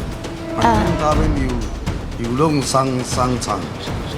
So I'm not aware of this 168. Maybe it is a mall in Cebu. There's a number like 168. So I'm not really very clear about it. Actually, it was incorporated in Davao. But anyway, I'll ask one more corporation. Is Mr. Yang aware of Yisan Fa Development Corp, in which Antonio Lim, Yang Hongming, and Yang Hongjiang are all incorporators? 他说什么？再问你一个关于这个一三发这个集团，这里有说，他们的业主都是杨洪明先生还有杨洪江先生。杨洪明、杨洪江。对。那我不知道，我真的不知道，我真的不知道他们这些公司怎么样。I really don't know this company. No, I don't. Thank you. Mr. Chair, I had a few more questions, but in the interest of time, I'll just mention it for the record and that maybe we can verify at a later time. In addition to these two companies mentioned, and of course the Yangtze Group, I believe we have the papers for that, but we'll just produce it in a later time. I'd also like to mention that his name appears for DCLA Plaza, KSM Shopping Co., and Yesan Fe Development Corp. So it's very difficult to be questioning this witness, Mr. Chair, given that it's either he is choosing outright to lie or he is feigning it behind this language barrier. But that's just a manifestation. With that, Mr. Chair, I will yield to other interpellators. Thank you very much, Mr. Yang. Thank you, Mr. Chair. Gutierrez. Can you relay to him what Congressman Gutierrez said? OK，他刚才说的就是，其实您名下的集团还有很多，例如有这个 TCLA， 还有 KSM， 还有这个138发。但是，如果你不说你不是这里的业主，那我们没办法，就是来证明。那不知道您是不是说出真相，还是只是在假装不知道这些公司？我是真的不知道，真的不知道。I really don't know them. I really don't know. Okay, thank you. So, the next to interpellate is Congressman Lordan Suwan, the representative from Cagayan de Oro City. You're recognized. You have 5 minutes. Thank you, Mr. Chair.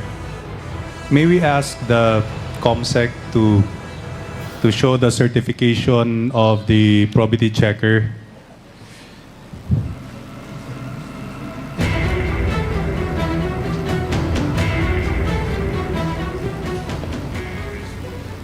There was a certification issued to Ms. Cassandra Ong stating that Lucky South 99, a company accused of human trafficking and other criminal activities, underwent probity checking. And this was from PAGCOR OGLD received on January 1, 2024. Can we show it on the screen?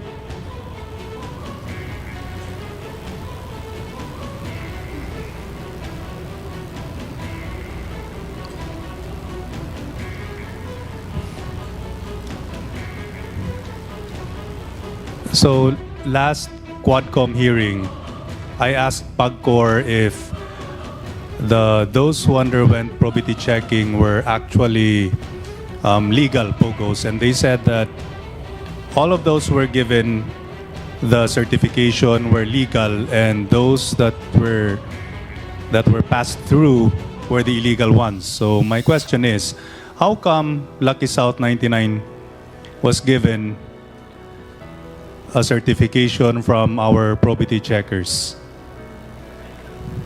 May I ask PAGCOR, please? Good afternoon, sir.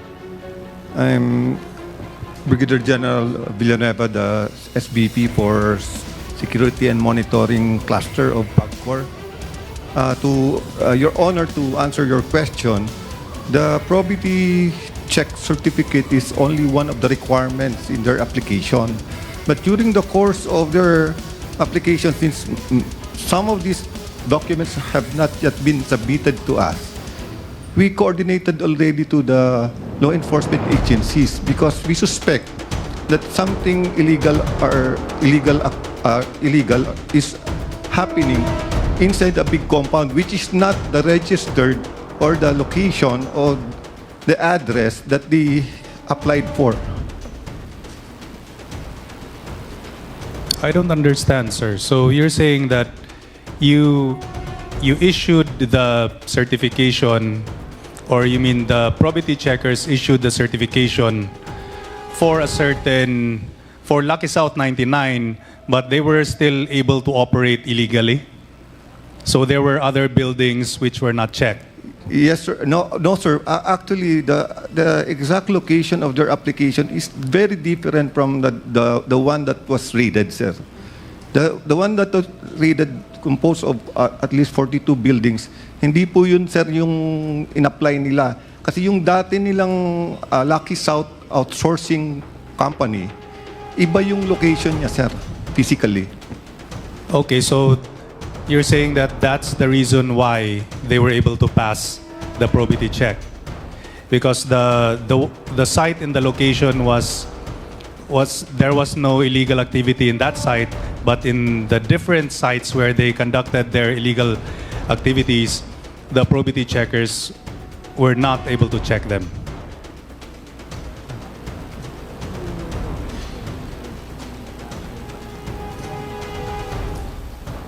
Yes, sir. The probity check was when they were applying for a license, a renewal of license. This is one of the requirements, sir.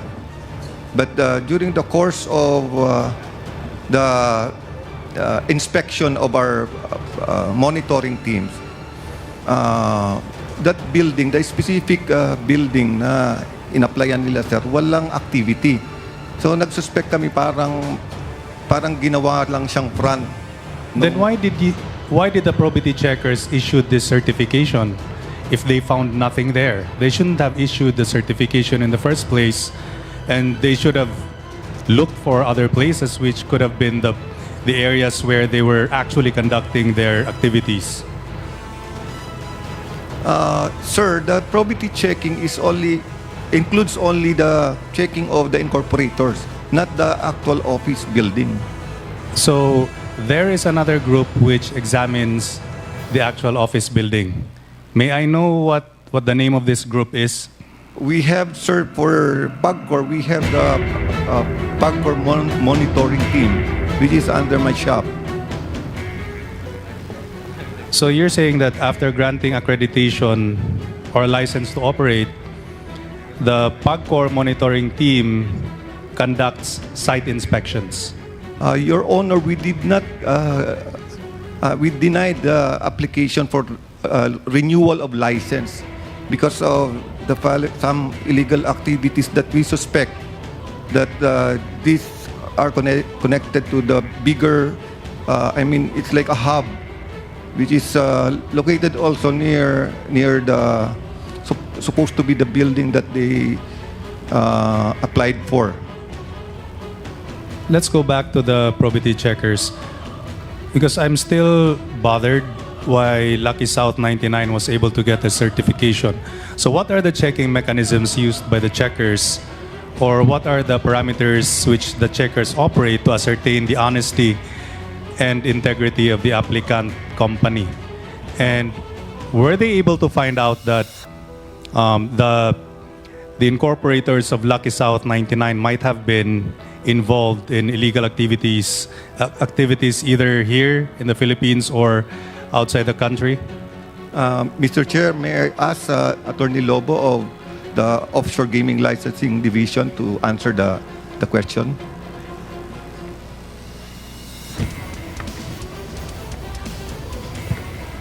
Your Honor, to put clarity, the probity checking or probity checker issued to Lucky South 99 is limited to the incorporator during the application process. So meaning po, Your Honor, wala pa po siyang operation. We're talking about the certification minention doon sa renewal, wala pa siyang probity checking.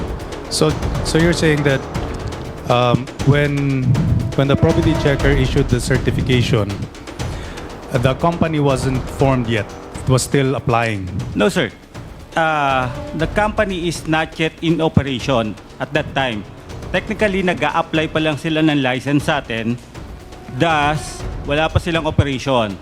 Ang probity check is limited dun sa mga documents na submitted sa kanila, such as yung identification, financial capacity, and other criminal records, if any.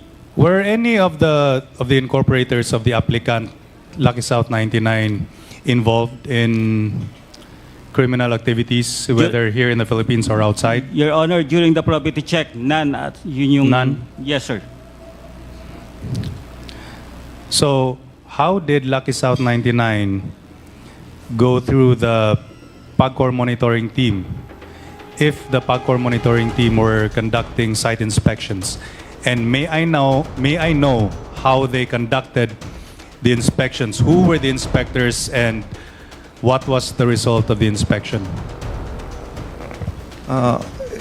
Your Honor, as early as August 2023, continuous yung inspection ng namin dyan, ng PAGCOR monitoring team, at least twice a week on the average.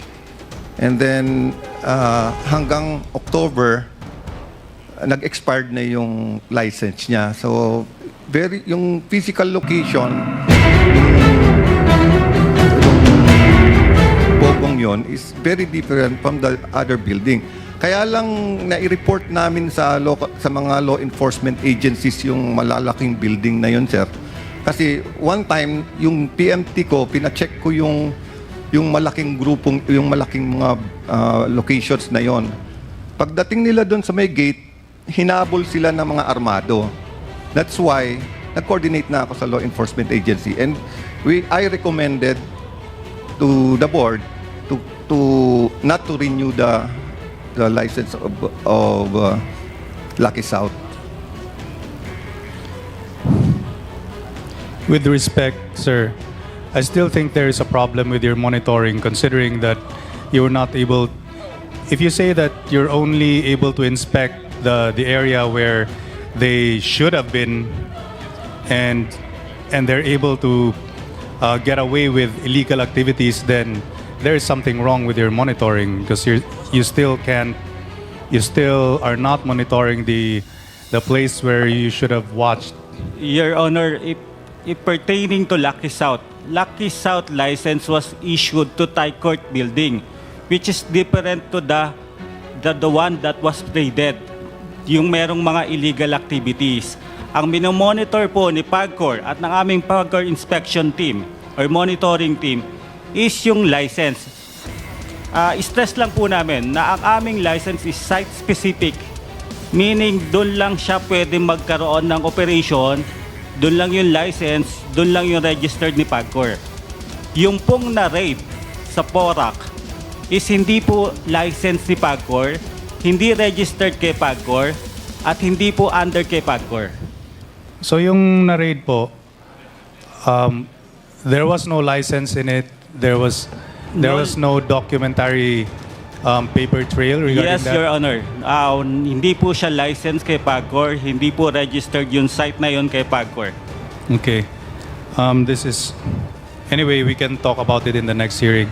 So to Miss Cassandra Ong, what is your connection with Lucky South 99? Mr. Chair, sorry po, I invoke my right against self-incrimination dahil may final na po na trafficking po sa akin. Do you know that you were issued a certification by the probity checker? Would you know? Mr. Chair, I invoke my right po. Pasensya na po, may final po silang trafficking sa akin. Okay.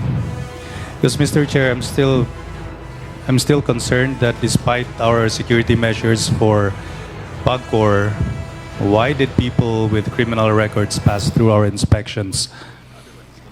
And there might be some holes in the way that we inspect these sites because optimally they should really be found and they should be the ones that are inspected. Anyway, another question, sir, for PAGCOR. When did Oro One Incorporated apply for a license to become a service provider?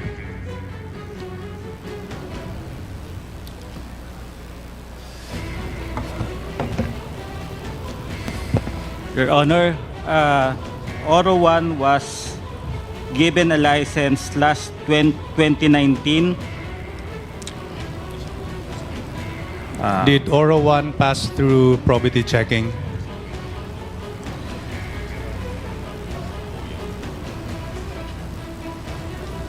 Sir? Oro One license was given February 27, 2019. For the probity checking, sir, I will have to check now. I undertake to give the details, sir. Is it correct that the president of Oro One is Mr. Tony Yang?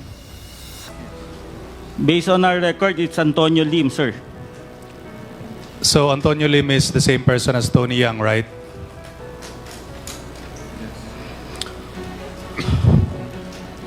Is Antonio Lim the same person as Tony Yang? Sir, based on our records, it's Antonio Lim. Okay. Based on their application submitted to PAGCOR, what was the percentage share of Tony Yang or Antonio Lim in Oro One?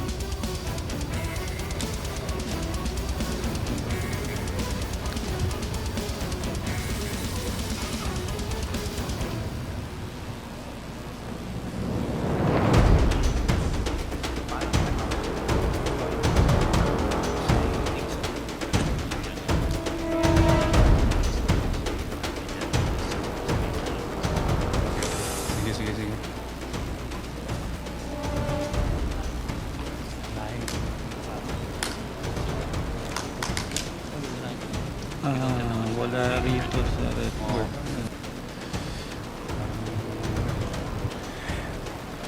Anyway, I'll just get the information later on.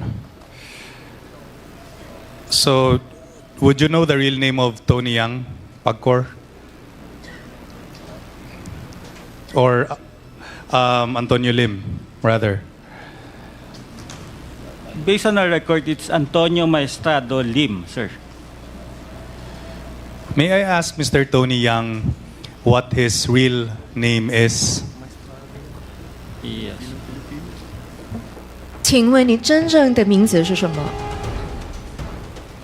我中国的名字是叫杨建新，菲律宾的叫安东尼林，安东尼林。My Chinese name is Yang Jianxin, and my Philippine name is Antonio Lim. Okay, thank you. PAGCOR, did you know that Tony Yang is not a Filipino? Was it disclosed in their application for Oro One? Antonio Lim, based on our record, is a Chinese citizen, Your Honor. So during his application, the probity checkers saw that the nationality of Antonio Lim was Chinese. No, Your Honor. Based on the submitted personal disclosure sheet by Mr. Antonio Lim, it was stated that he was a Chinese citizen. Yes, so that was what the probity checkers saw during their authentication of the identity of the applicant. Sir, for the probity checking result, I will have to get back into you, sir. Okay. If Antonio Lim is not a Filipino and he was the majority shareholder of that company, may I know, based on the documents submitted, how many shares in Oro One are owned by Filipinos? Was it majority share or minority?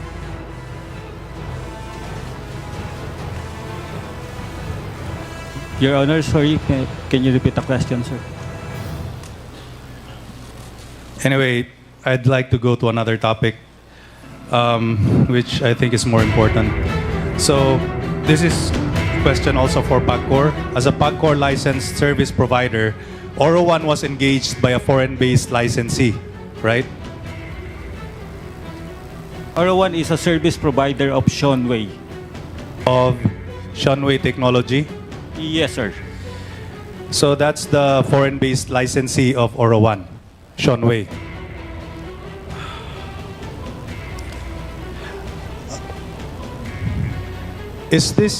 Did Oro One submit its foreign-based licensees' name, owners, and officers to PAGCOR?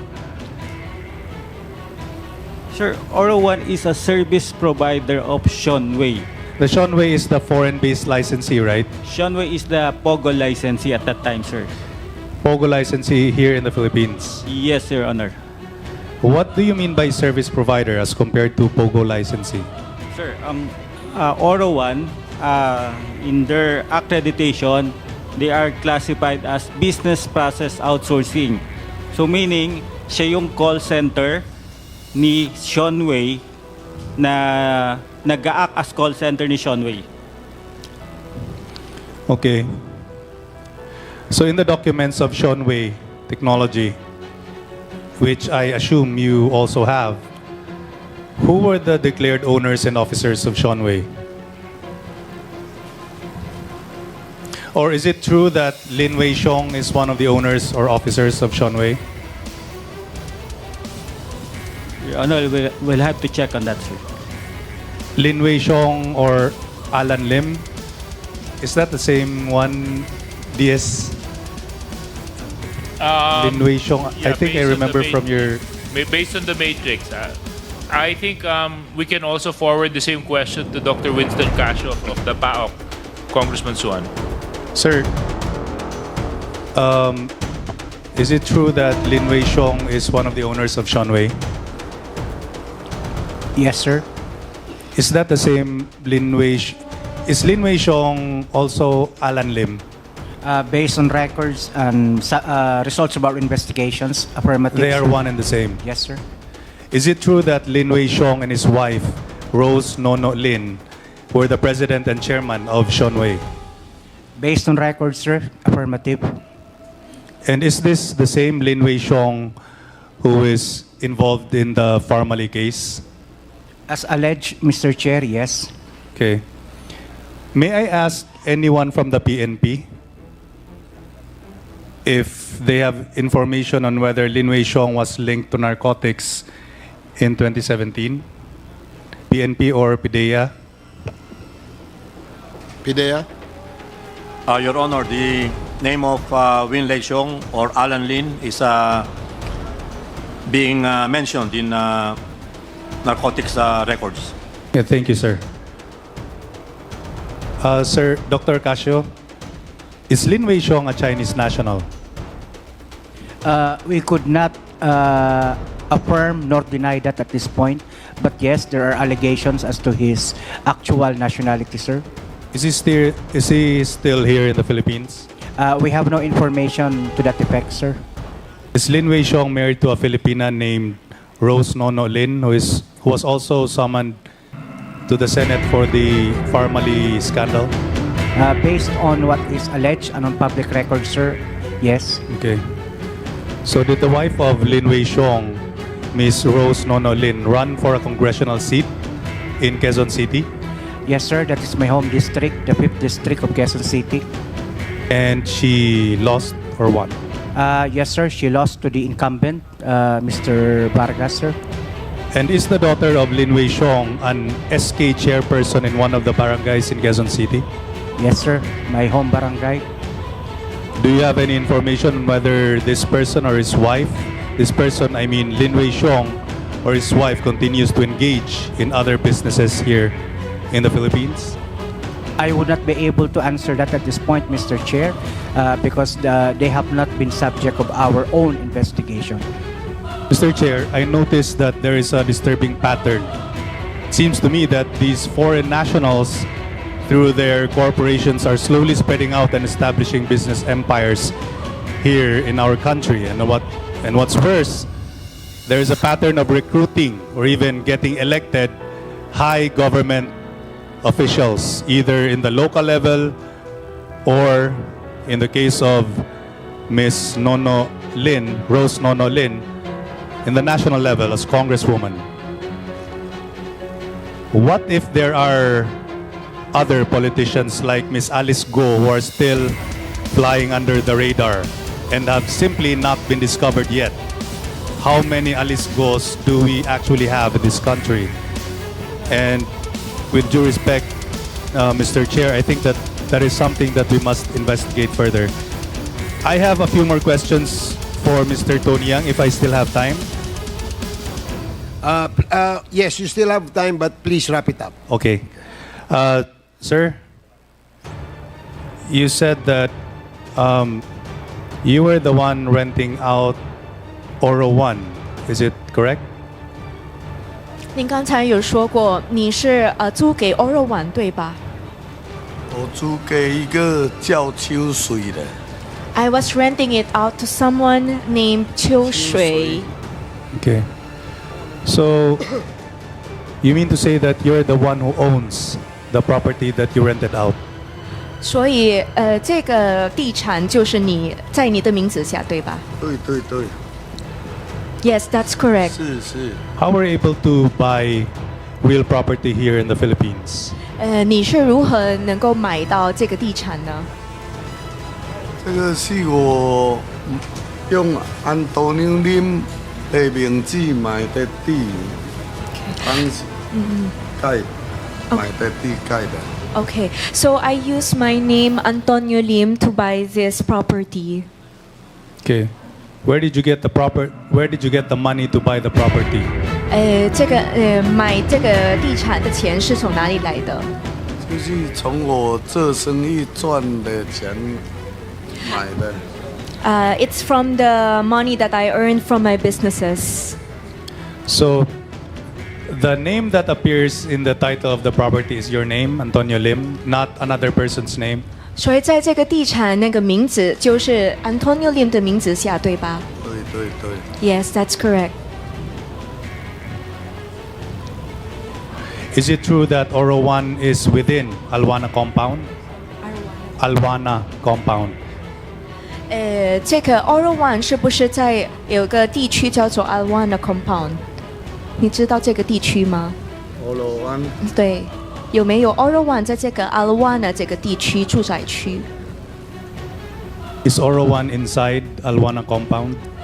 Oro One 是 Oro One 是不是在这个 Alwana 这个住宅区里面？你是不是知道？应该是吧，因为当时我租给，因为我当时租给那个秋水哦，他有叫我要。 给他提供那个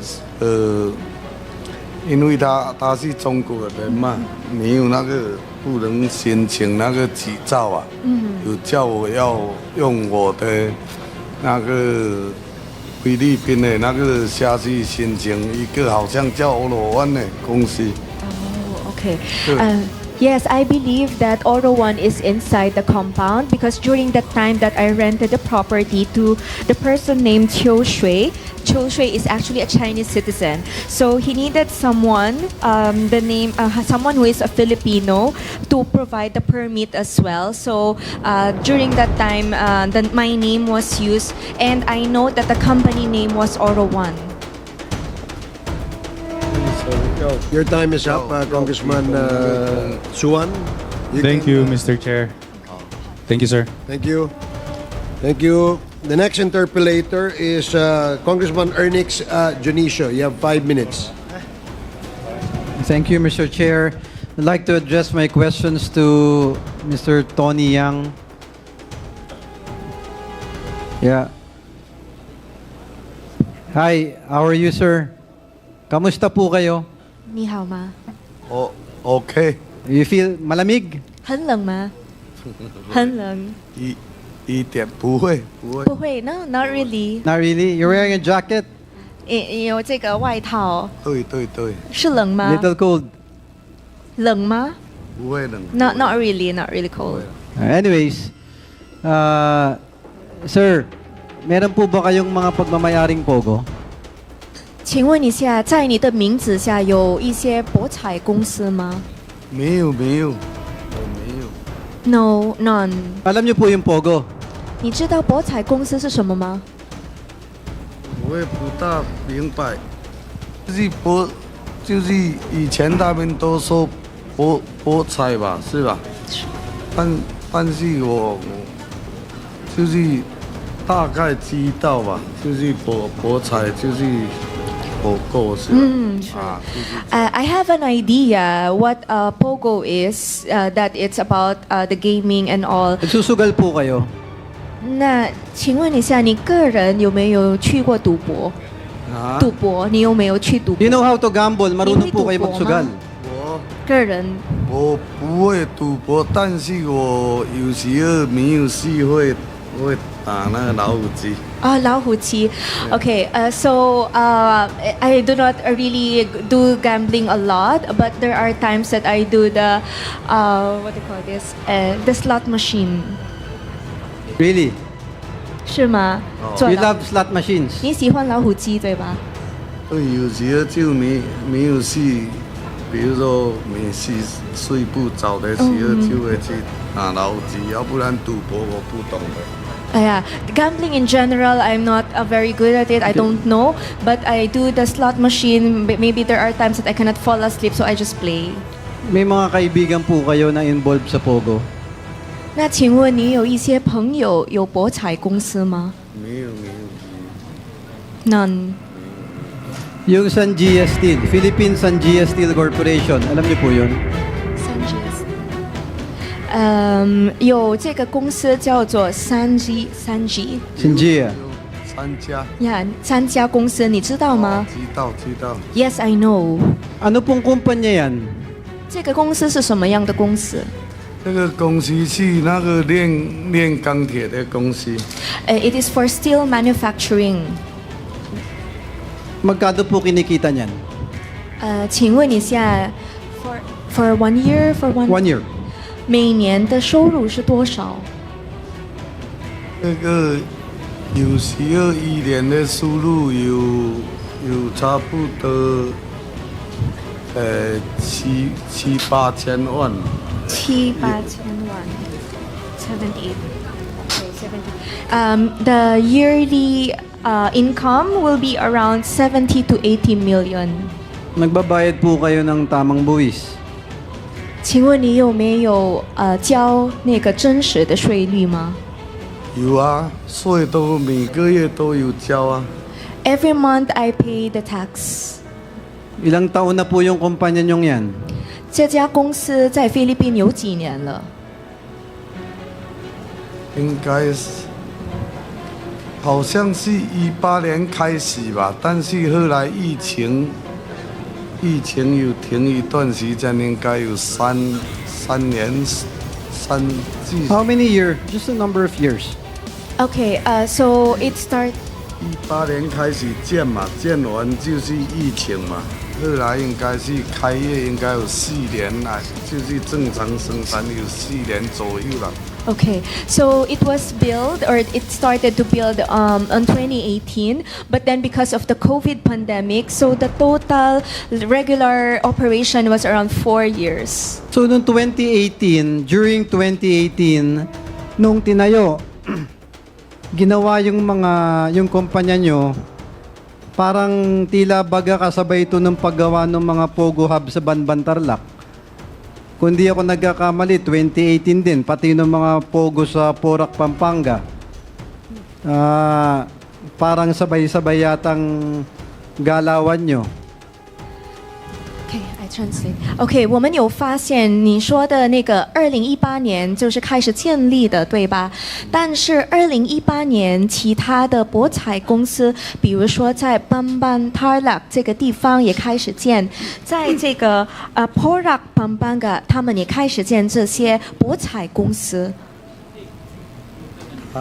Is this just a coincidence or 这是你觉得？ nakilala nyo sila, baka 你觉得这是恰好吗？那个时间都一样。我也不知道他们那边在建这些啊。I'm not aware that they are building those kinds of establishments there. So kung hindi mo kilala yung mga pogo, hindi ka nagpopogo, hindi ka nagsusugal, Mr. Yang, as you said, bakit tong Sanja Steel na to parang pogo ang galawan? Bakit meron kang parang dorm-like facilities na meron sa Sanja Steel? Mga restricted areas na parang pampogo. Meron pa yata kayong mga pang-torture dyan. Is it true? OK， 请问一下，因为你刚才有说过你不赌博，然后你只要玩一些老虎机游戏，然后你不认识这些博彩公司，但是我们发现在这个3家钢铁公司里面的设施，有一些像博彩公司里面的住宅区的一些设施，还有这些那酷刑室这些地方，你如何能解释？3家公司里面没有这些啊，没有啊。There's no such thing inside the 3家 company. Pero ayon sa PAOK, sir, nung kalakasan yata nitong Sanjia, umabot yata sa 2,000 mga empleyado nilang foreign nationals eh. Totoo ba yun? Those were the reports, Mr. Chair. Yes, so Mr. Yang, it was reported that you have over 2,000 foreign national employees. Is that true? 请问一下，我们这边的记录有说过，你们在3家的外国籍的员工，一共有超过2000万个员工，这是对吗？不可能啊，哪里有什么2000万？超过2000个。没有，中国员工就是最多的时候应该145个，最多的时候没有什么超过2000，没有。There's no such thing that the foreign national employees exceeded it's around 2,000 because the most number of Chinese employees that we have was only 110 to 115. Well, the reports are showing different information, but nonetheless, I hope you're telling the truth. Because according to PAOK, it's around umigit kumulang 2,000 katao ng foreign nationals na nagtatrabaho sa inyo. Hindi ko naman mapanghawakan yung salita nyo kung nagsasabi kayo ng totoo. Pero the reports are showing different from what you're answering in this committee, Mr. Yang. 3家的境内没有，绝对没有3家。 So he's denying it. Yes, there's really no 2,000 more than 2,000 employees in Sanja. The reason why I'm asking that, like Pogos, napakaraming mga pumasok na Chinese national sa atin eh. Diba sir, sa PAOK? Director, PAOK? Maraming pumasok na mga Chinese national sa atin eh. Yes, Your Honor. Yes. Sabay-sabay, hindi ko alam kung bakit pinayagan, kaliwat kanan. Nag-aari pa ng mga armas, ng mga baril. If you would go to Makati Cinema Square, you would see regularly Chinese nationals practicing firearms, buying firearms left and right. There are multiple reports, PAOK, if I may. Baka sa kapulisan, sa otoridad natin, bantayan nyo rin yung mga Chinese nationals who are buying firearms.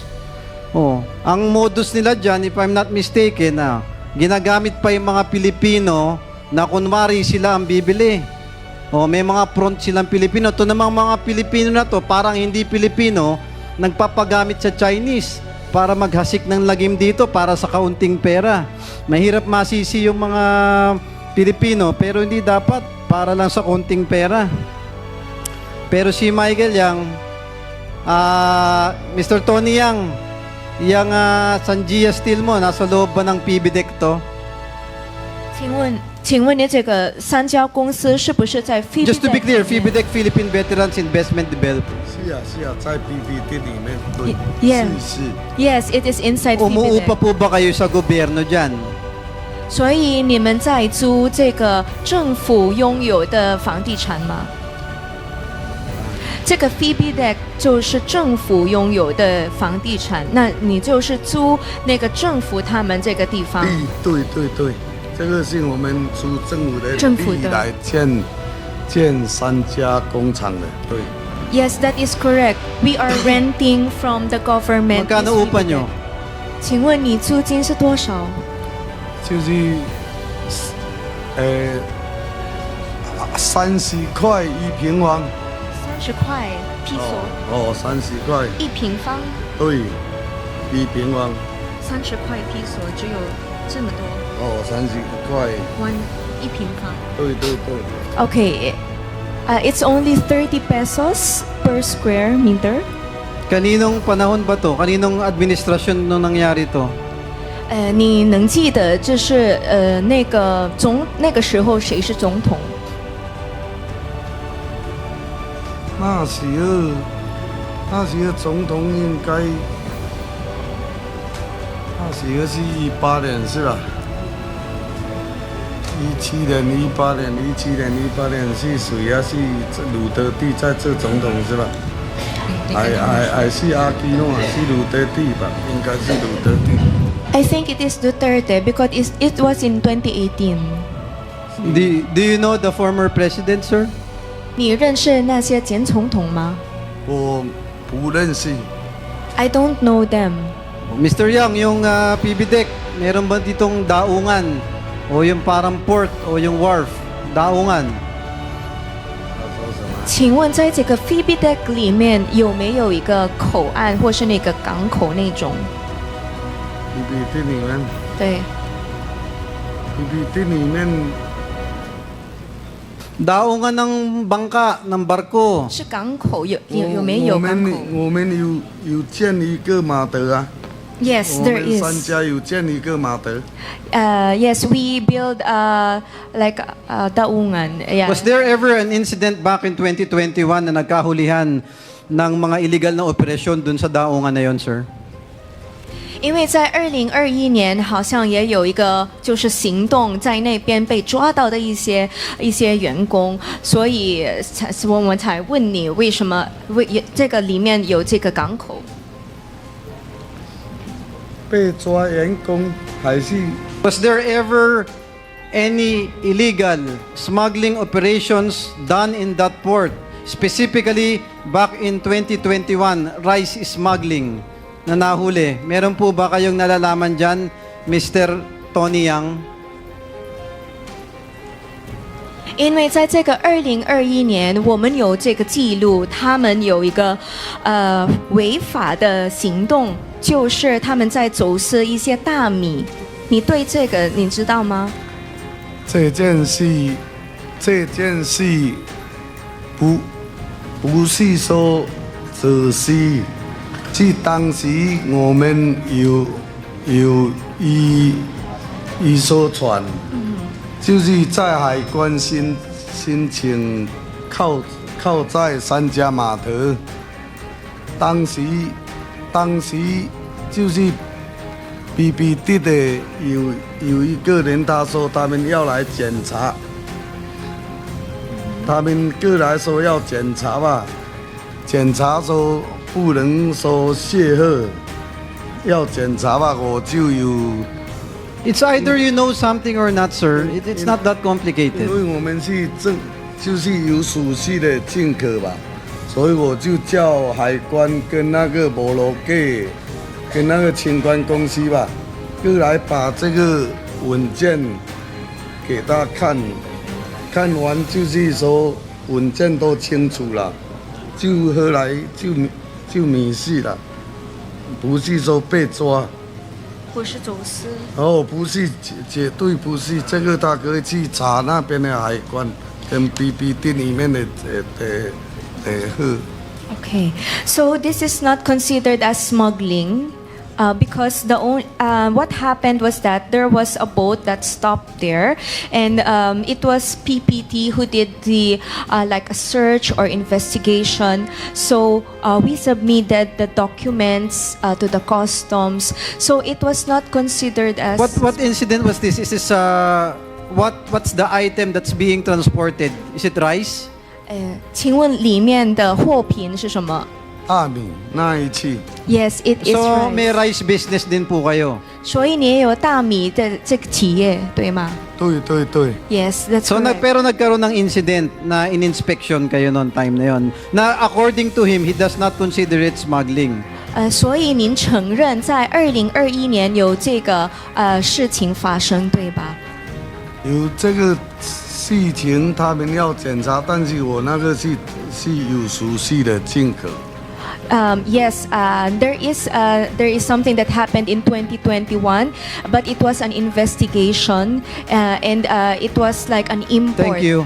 But aside from that incident, there have been multiple reports as coming in na hindi lang bigas o kanin yung dumadaong dun sa porta na yan, dyan sa daungan.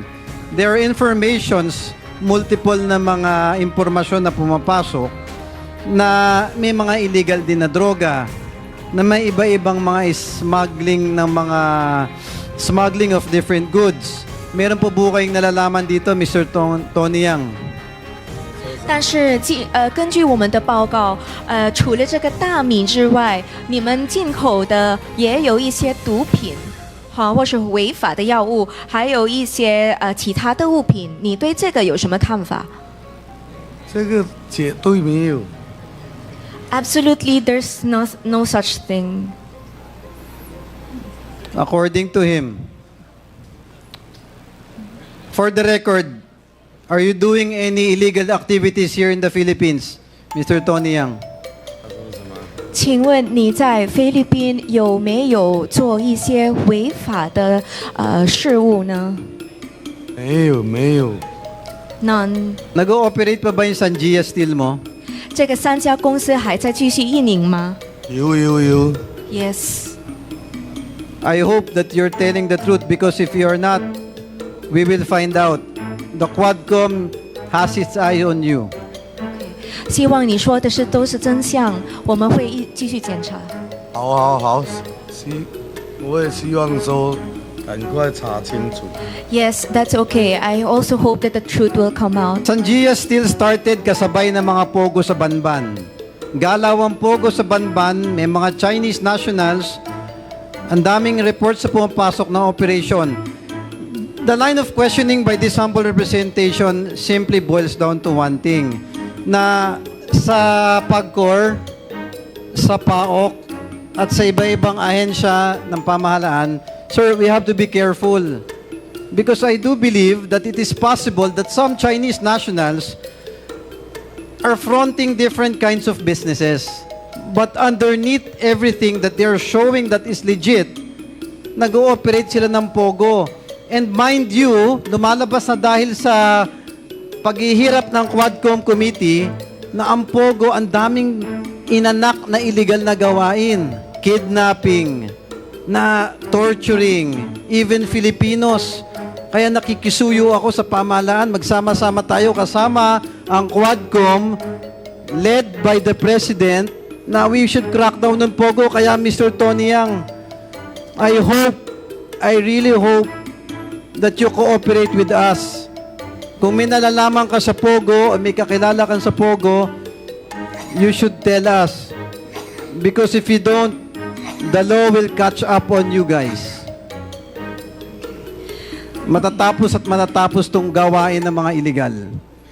Kaya, yun ang line of questioning ko, Mr. Chair, na yung mga Chinese na nagfo-front ng iba-ibang negosyo, we also have reports na ang worrisome sa akin na meron din dito yata sa Metro Manila. I hope I'm wrong. I hope the reports are wrong.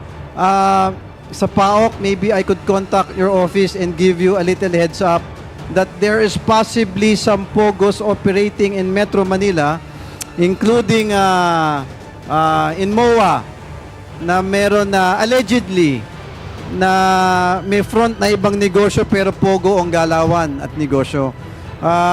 Ayoko naman pangunahan yung gagawing investigasyon ng pamahalaan natin, but I think it is worth something that you should check on. Not again, that these Chinese nationals who are doing illegal things, marami silang mga paikot sa gobyerno natin. Pinapaikutan tayo eh. Gagawa sila ng peking kumpanya, kunyari legit, O, tinutulunggis tayong mga Pilipino. It has to stop here. That's why the Quadcom will do whatever it takes. Thank you, Mr. Chair. Thank you, Congressman Junicio. The next to interpolate is Congressman Paulo Ortega. You're recognized. We have 5 minutes. Thank you, Mr. Chair. Maraming salamat. Magandang gabi po sa ating lahat. Let me address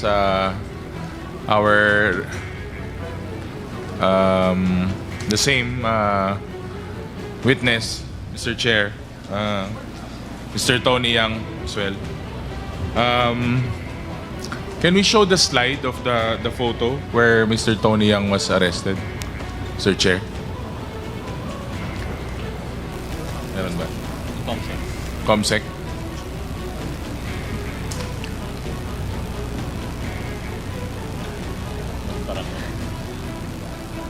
Anyway, habang bago po i-flash, magtatagalog po ako dahil nakakaintindi naman po yata ng Tagalog si Mr. Tony Yang.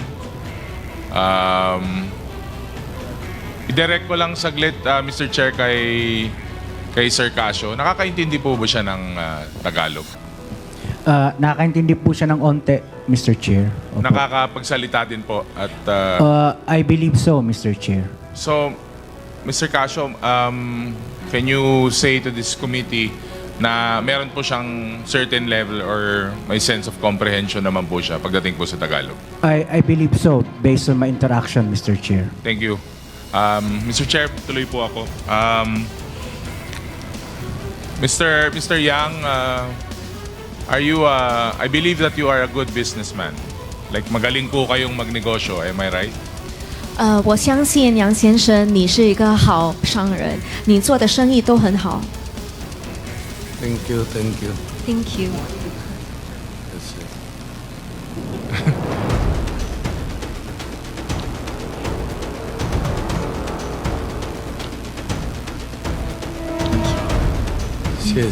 Magaling po kayo magnegosyo?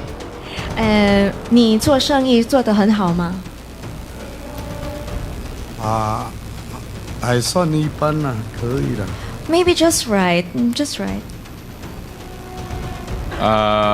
Baka may mga tips kayo sa mga starting business people kung Nang paano parang- po mapalaki yung mga negosyo, parang yung mga negosyo nyo po. Any tips? 能不能给我们一些提示，如何能做好我们这些企业？我做生意主要就是我去来菲律宾做生意吧。我从卡加园开始吧，就是反正就是勤劳，还有一点做人一定要老实诚信。做人嘛，做人那个信用很关键。还有一点就是要耐劳其苦。 Parang mahaba po yata yung sagot niya, ma'am, no? Yun ang Yes. pinakamahabang sinagot niya. Okay, so Ano po yun? I came here to the Philippines and I started my business in Cagayan. What I can share is that when I started, I just used my hard work. Kailangan lang magsipag. Okay, kailangan din ng integridad sa inyong mga dealings, mga negotiations. At syempre, kailangan din po ng perseverance despite the difficulties and hardship. And siguro po, may mga tamang kaibigan din po, no? Saka mabubuting kaibigan na makakatulong sa negosyo. 那您说，这些好伙伴、好朋友也是很重要，对吧对。 ？Yes, it's also very important. 我们做人要先做，我们自己要先做好吧，是吧？人家一些生意人才会信任我们嘛，是吧？ So individually, we have to be good persons so that other people will also trust us. Correct. Nung papunta po kayo ng Cagayan Airport, totoo bang may escort kayo na police? 请问你要前往卡加yan机场的时候，您后面有一些警察陪着你吗？这是对吗没有。 ？No, it's not. Kahit na escort na hindi po pulis, barangay tanod, other officials, o mga kaibigan man lang, meron po ba? 那您陪着的，谁陪着你？当时候你去了克格亚的机场，有没有一些政府官员呢？有没有一些朋友陪着你呢？没有啊，都没人陪着我去啊，没人陪着我，没有人，就是司机送我过去啊。So there was no one who accompanied me to Cagayan Airport. It was the driver who sent me there. From Cagayan, the flight took you to Manila, right? 这个是克格亚，然後前往马尼拉的航班，對吧对。 ？Yes, that's correct. At doon na po kayo nahuli nung September 19 sa Terminal 3 nung Huwebes, tama po ba? 然后你是9月19号，就是在3号机场，这是周四被捉到，对吧对。 ？Yes, that's correct. Do you know the reason why you were captured by the authorities? 您是否知道为什么他们会捉你？我不知道啊，我到现在我都还不明白为什么被抓的，我一直都在想啊。Actually, I don't know. Until now, I am wondering what is the reason why I was caught. May I ask the apprehending authorities to explain why he was caught? Mr. Chair, may I defer the question to the Bureau of Immigration? They were the ones who effected the arrest. Sir Chair, may we ask the Bureau of Yes, Immigration? well, we were informed that Mr. Tony Yang was apprehended because of violation of our immigration laws. And that is the reason why the custody of Mr. Yang is in the Bureau of Immigration. Thank you, Mr. Chair. May nakuha din po na pera na 1.4 million and other currencies. Tama po ba? OK，然后你被抓到的时候，我们也没收了一共140万的披索现金，对吧？对。 Yes, that's correct. Mr. Chair, saan po gagamitin yung ganitong kalaking pera? 这 Kung 笔钱 Cagayan de Oro to Manila lang po. 这笔钱是用来做什么？从卡加亚然后到马尼拉，为什么要带这么多钱？我本来箱子里面哦，我都有放应该有40万嘛。就是我上去在这边打老虎机吧，有赢好像110几万，就放在那个箱子里面嘛，就过来就放在就再带回来嘛。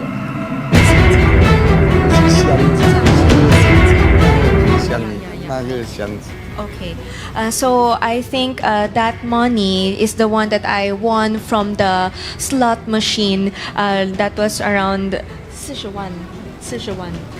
就是总的有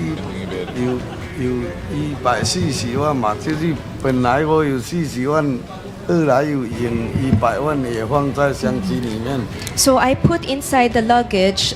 Originally it was only 400,000, but there was a win of 1 million. So I added, so it became 1.4 million, and then I put that in the luggage. Saan po kayo nag-casino nung araw na yon? 那一天你在哪里 Kindly 赢 wrap 的 up to 这笔钱？ Congressman Ortega.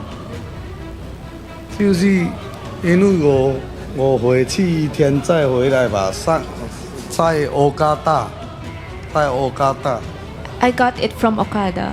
Okay, thank you. Mr. Chair, may we also ask the help from the casino if it was really one in Okada? And to wrap up, Mr. Chair, Mr. Tony Yang, we are expecting your full cooperation in this investigation. I just want to ask Mr. Chair kung he will commit to this Quadcom his full cooperation in seeking the truth. Mr. Chair, in relation... sige. Do you still have to say something? The one that was said? Wala na. Okay na. Oh, Sabihin ko na lang. okay na. Oh, Mr. Chair. Okay, are you done, Congressman Ortega? May two questions pa sana because I was told to wrap up na. Pero I would just like to know, Mr. Chair, when did he go to Okada? When did he win? And what was his timeline? Kasi CDO to Manila po yung flight niya, Mr. Chair. Okay, Thank you. Miss Interpreter, can you ask him? OK， 接下来要问你，这笔钱你说就是 Okada 赢得的钱，对吧？请问你什么时候赢得这笔钱？而且你什么时候去 Okada？ 我上趟应该是在欧加达里面有差不多3、4天嘛，3、4天应该是18号回去吧。18号回去，我带回去，我19号，因为我18号回去签一些文件嘛。我19号又回马尼拉，20号要参加我一个朋友爸爸21号。 Mr. Yang, can you make your answer short, please? Because we're spending too much time on you. Only short. Make it short, please. OK， 你只要说出一个答案，什么时候去 Okada， 什么时候赢得这笔钱？就是17号晚上。It was on the 17th evening. 17号晚上，17号。 So you're saying na baon niya na yung cash, Cagayan de Oro, then Manila? Am I correct? 所以你说这笔钱你一直带着，对吧？对。Yes, I've been bringing this money with me. 就放在那个箱子里面。 I put it inside the luggage. Thank you, Mr. Chair. Mr. Chair, in relation to what our Are you colleague done, is asking. Congressman Ortega? There's an interjection from the Honorable Benny Abante. and I'm While willing to... our ground rules does not allow interjection since you are one of the chairs. It only with the indulgence of Congressman. With my indulgence, Mr. Chair. Okay, please proceed, Congressman Abante. Thank you, my dear colleague. I just want to find out how much money did you win and you brought to Cagayan de Oro? 请问你总共赢得多少钱？那个价格是多少？然后你带去Cagayan这笔钱是多少？你在Okada 赢得的这笔钱是多少？反正我总的那天本来我那140万有40万是我自己的了，那天就是等于说赢100万加在一起就140万这样。所以你赢得100万，你赢得100万对吗？就是。 So what the amount that I won is 1 million pesos, and then the 400,000 was already part of my money, my own money. So I just put it together, and it became 1.4 million pesos. So you brought with you from Manila to Cagayan de Oro 1.4 million pesos. To Manila from Cagayan， 所以你从 Cagayan 然后到马尼拉，飞往马尼拉这个航班，你一共带来这个140万，对吧？对。Yes, that's correct. The total amount that I brought from Cagayan to Manila is 1.4 million pesos. Is that right after you have won? 就是你赢得之后，就是带来了这么多钱，对吧？对。 Yes, that's correct. Oh, when did you win? What date again, please? 什么时候赢得这笔钱呢？应该是17号That was around the 17th. 因为16号我有打，就是打到17号赢了。我是18号回卡家也还是17号，应该是17还是17号，应该是17号晚上赢。What I remember is on the evening of 17th, so I won the money on the evening of 17th, and then on the 18th, I went back to Cagayan. With 1.4 million.